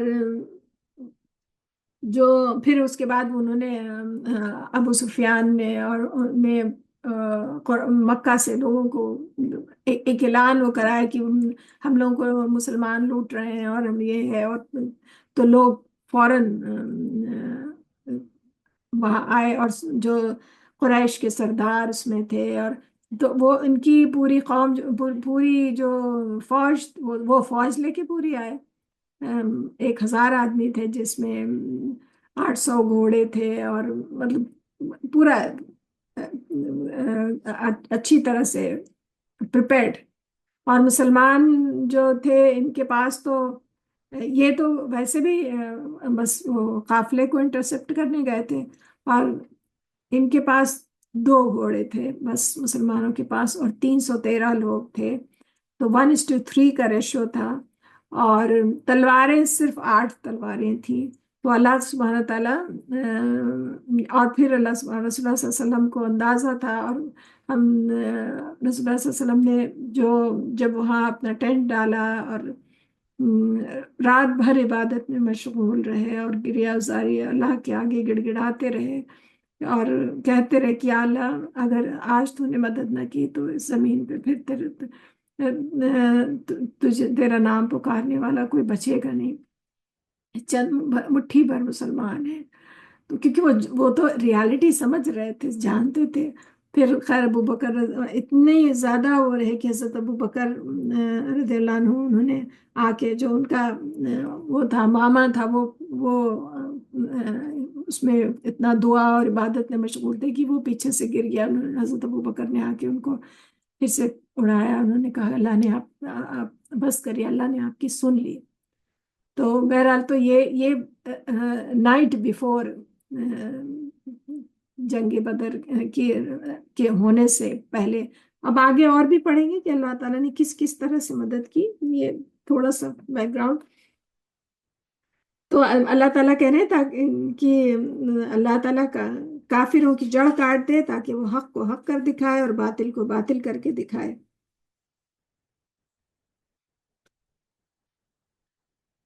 اب اس میں بھی کچھ لوگ جانا نہیں چاہتے، کچھ جانا چاہتے تھے، کچھ مطلب وہی کم ہمت لوگ کا، اور پھر پلس تو وہ تو تھے ہی جو منافق اور یہ تھے۔ یاد کرو جب تم اپنے رب سے فرما رہے تھے تو اس نے تمہاری فریاد قبول کر لی اور کہا کہ بے شک میں ایک دوسرے کے پیچھے آنے والے 1,000 فرشتوں سے تمہاری مدد کروں گا۔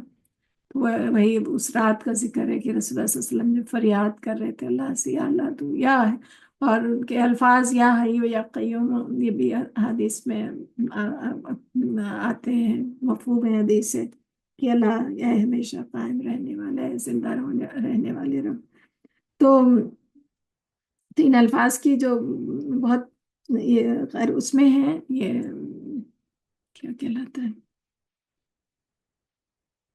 خیر بڑا یاد آئے گا تو 1,000، تو اللہ سبحانہ تعالیٰ کہہ رہے ہیں کہ میں نے اے مسلمان رسول اللہ صلی اللہ علیہ وسلم سے کہ آپ کی اور آپ مسلمانوں کی 1,000 فرشتوں سے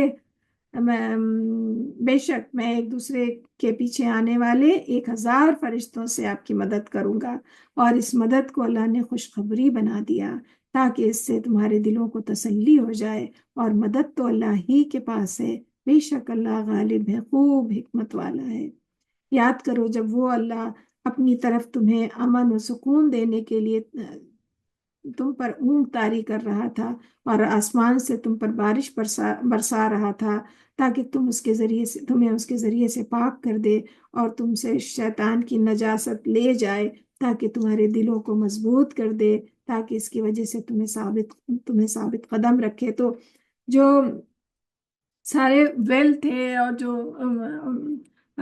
پانی کے جو بہتر سائڈ تھی وہ کفار نے آلریڈی پوزیشن لے رکھی تھی، مسلمانوں کو جو سینڈی سائڈ تھی جس میں پیر گھوڑوں کے پیر دھسنے یا لوگوں کو چلنے میں مشکل ہو، وہ مسلمانوں کو وہ سائٹ ملی تھی. تو اللہ تعالیٰ کہہ رہے ہیں کہ اللہ نے یاد کرو، میں نے ایک بارش سے ایک جو ٹھنڈک کا احساس، کہاں سخت گرمی اور ڈیزرٹ، اللہ سبحانہ تعالیٰ کہہ رہے ہیں کہ یاد کرو، میں نے تمہیں ہلکی سی نیند بھی دے دی تھی، اور ایک اونگ بھی تاری ہوئی جس سے دل اور دماغ میں سکون آیا، بارش کا ایک سما وہ دیا، جس سے جو کفار کے سائڈ پہ تھے ان کی طرف تو کیچڑ ہو گیا، ایسی بارش ہوئی. تو ان کے گھوڑے اور جو پیدل تھے وہ ان کے پیر پھسلنے لگے، پیر اکھڑنے لگے. اور جو مسلمانوں کا سائڈ تھا وہ سینڈی سائڈ تھا، تو وہ سینڈ جو تھی وہ دب گئی بارش سے، تو زمین پختہ ہموار ہو گئی چلنے کے لیے. تو اللہ تعالیٰ نے اس طرح سے مدد کی. اور جو بارش سے ایک دھلا موسم، ایک فریشنس جو آتی ہے، تو جو اتنی گھبراہٹ اور وہ تھی، تو اللہ اس بارش کے بعد دلوں میں سکون آ گیا. اللہ تعالیٰ بیان فرما رہے ہیں. اور تاکہ تمہارے دلوں کو مضبوط کر دے، اور تاکہ اس کی وجہ سے تمہیں ثابت قدم رکھے، یعنی کہ دل مضبوط اور سکون دے دے اور ہم ثابت قدم رہیں.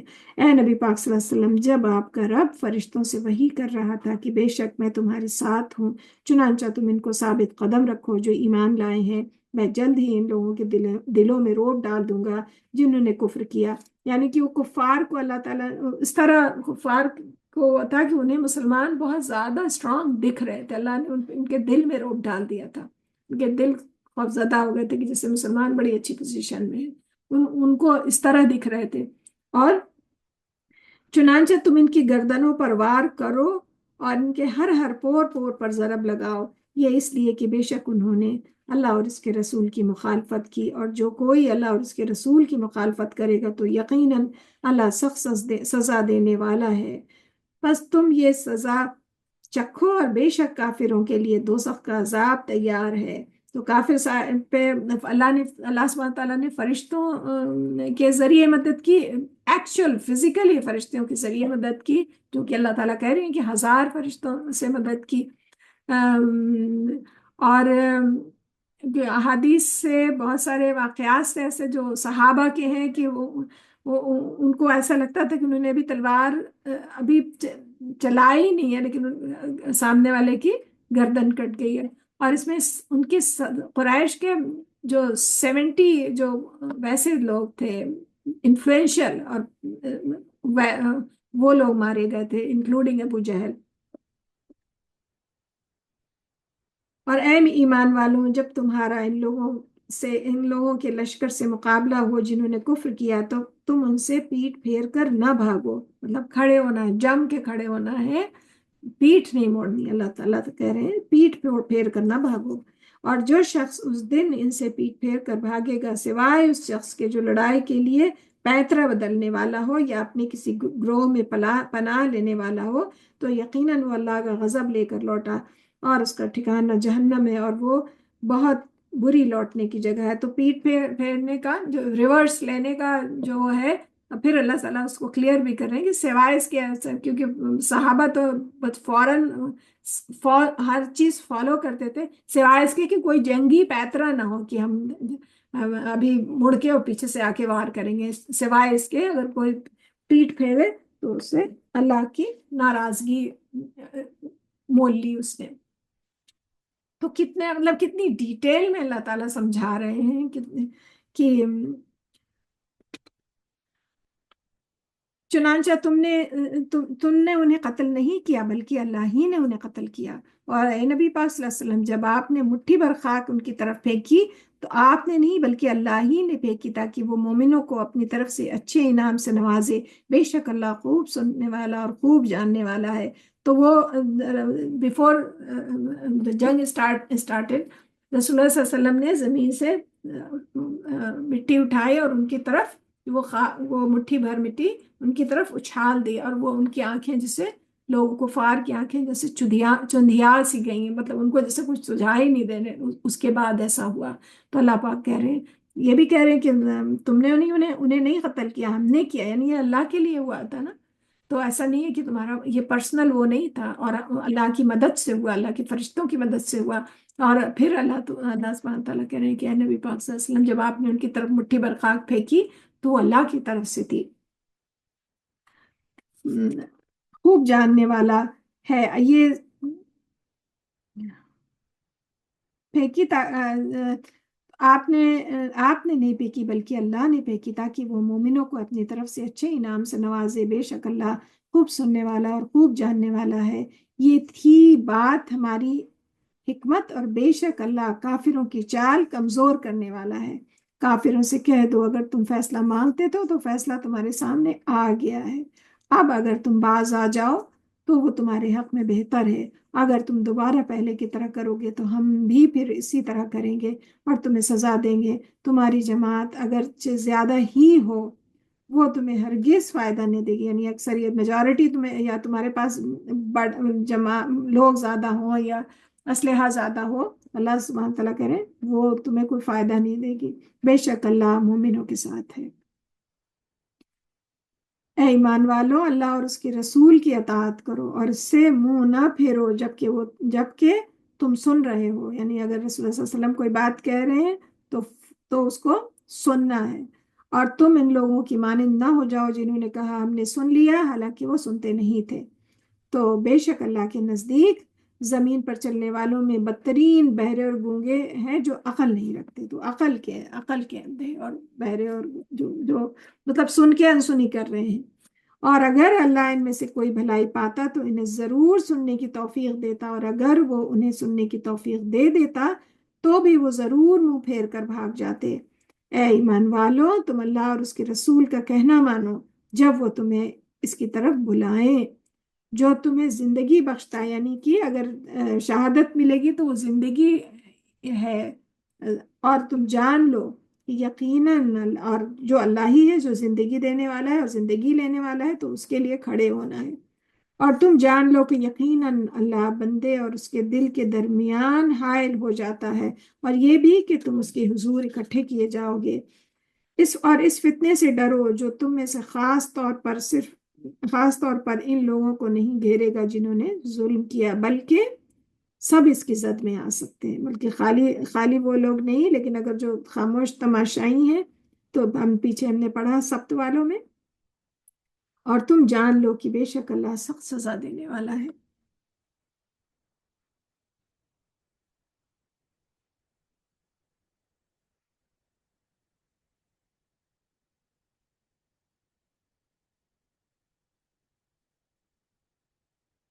اس میں رسول اللہ صلی اللہ علیہ وسلم کی اطاعت کا فائدہ بیان کیا گیا ہے. یعنی جو سچا مومن ہے اسے حیات جاویدہ نصیب ہوتی ہے. اور سچا مومن وہ ہے جو اللہ اور اس کے رسول کا مطیع فرما بردار ہے اور عملی طور پر قرآن اور سنت کو فالو کرتا ہے اور دین اسلام کی پیروی کرتا ہے. جو اللہ کی راہ میں جہاد کے لیے نکلتا ہے تو جہاد اگر وہ شہید ہو جائے تو اس کے لیے موت نہیں بلکہ جنت میں ہمیشہ کے لیے ابدی زندگی ہوتی ہے. اور اس کے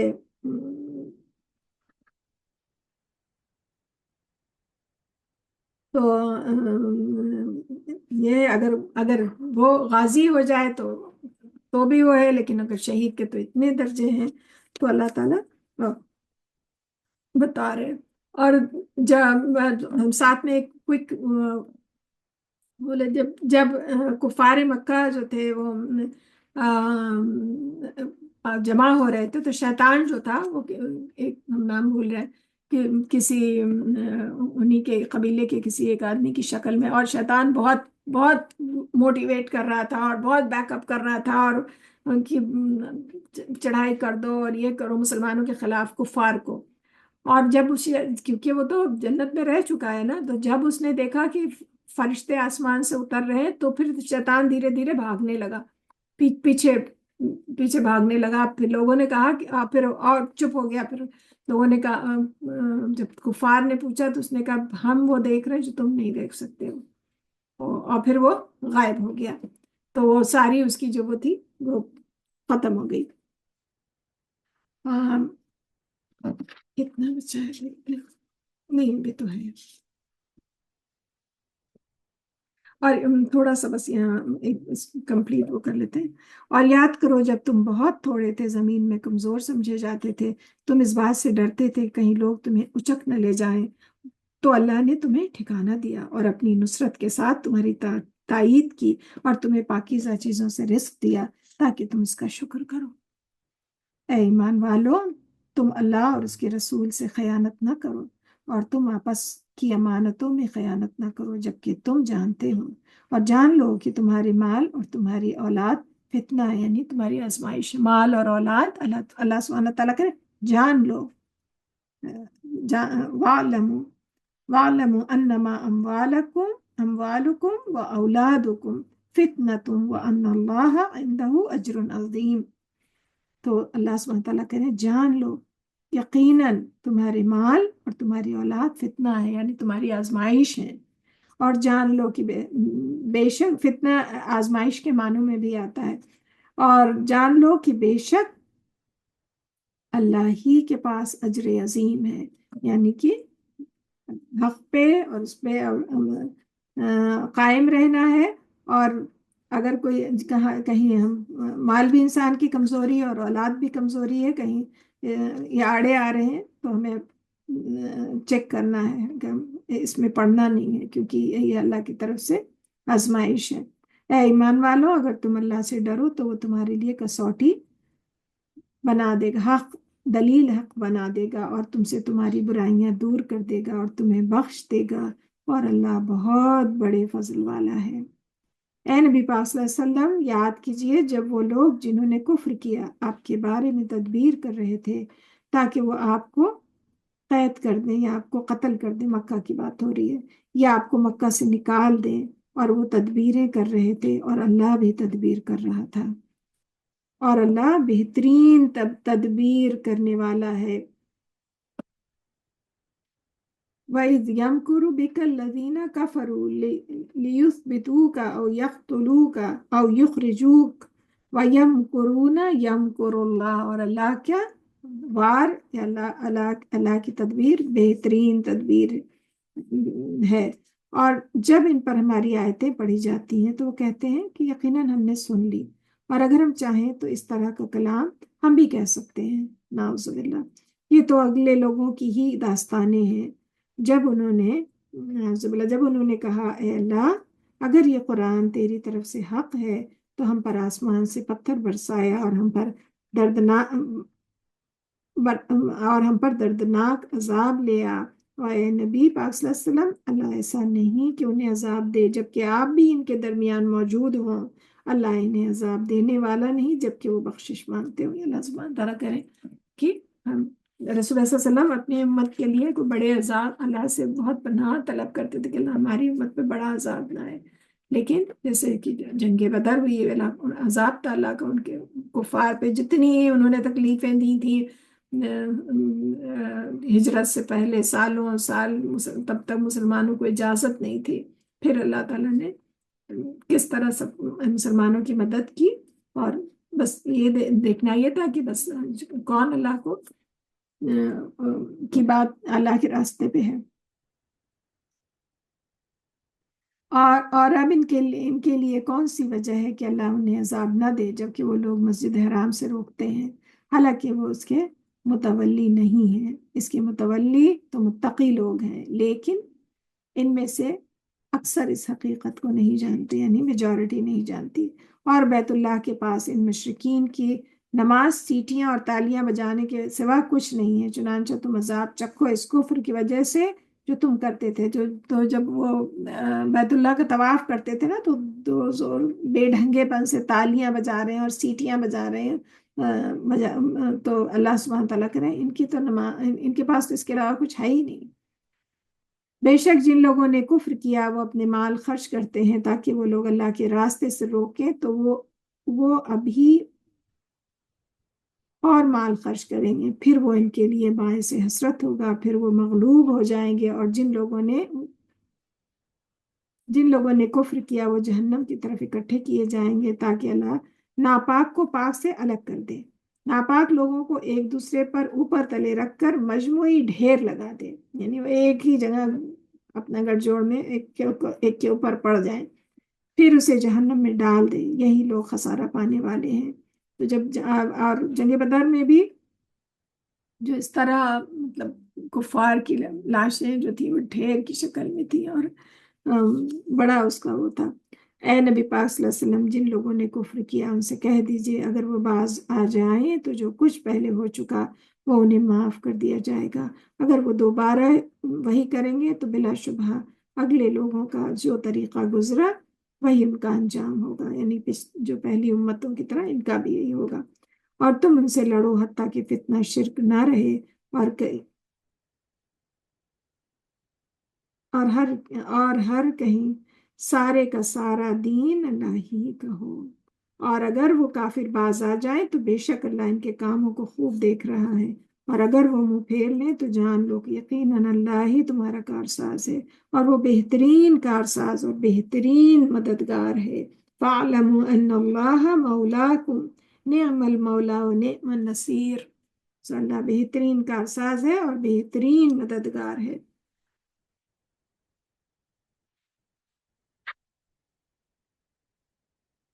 یہاں پہ روک لیتے ہیں، یہاں سے مال غنیمت کے بارے میں آیات شروع ہو رہی ہیں، انشاءاللہ کل پڑھیں گے۔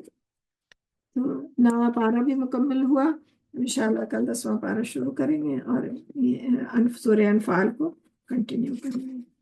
دعا کر لیتے ہیں۔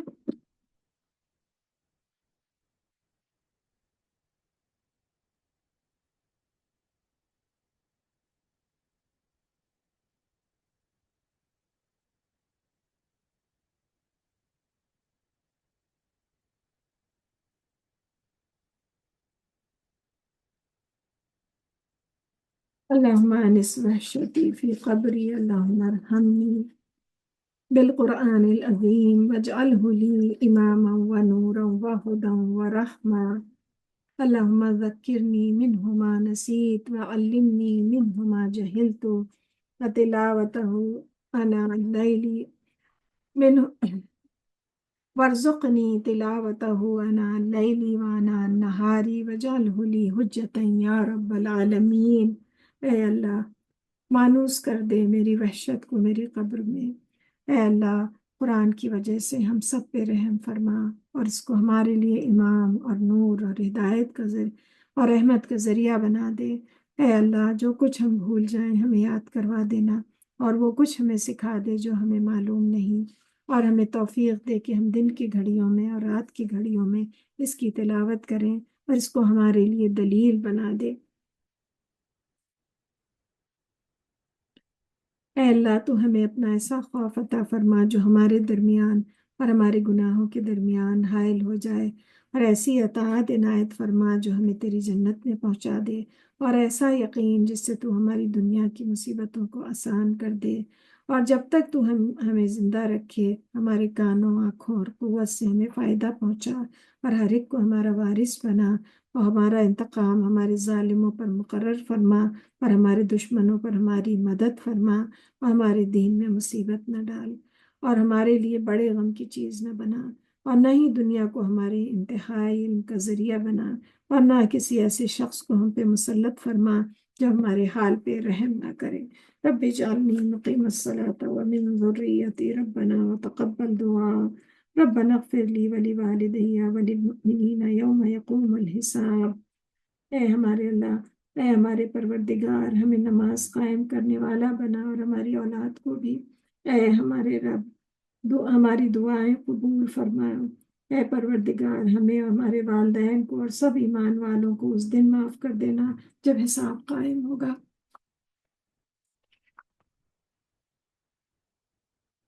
لا الہ الا انت سبحانک انی کنت من الظالمین۔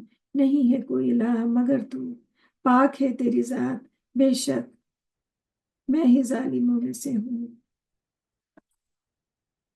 ربی اوزعنی ان اشکر نعمتک التی انعمت علی وعلی والدی وان اعمل صالحا ترضاها وادخلنی برحمتک فی عبادک الصالحین۔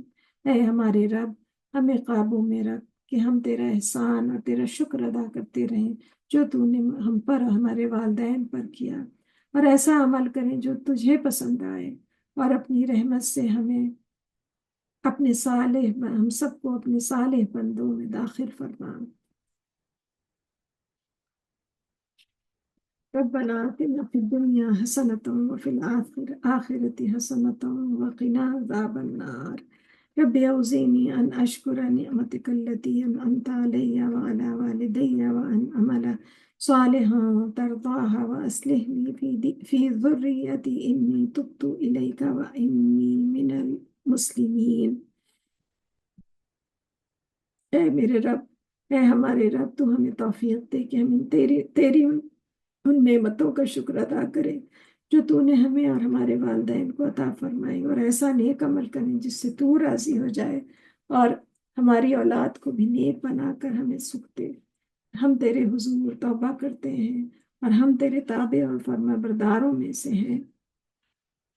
اے اللہ، ہم سب کا سننا، قرآن کو پڑھنا اور سننا، یا اللہ تو قبول فرما۔ یا اللہ تو ہمارے رمضان، ہمارے روزے قبول فرما۔ یا اللہ، آپ نے کہا کہ ہمارا بندہ روزہ ہمارے لیے رکھتا ہے، اس کا اجر ہم خود دیں گے۔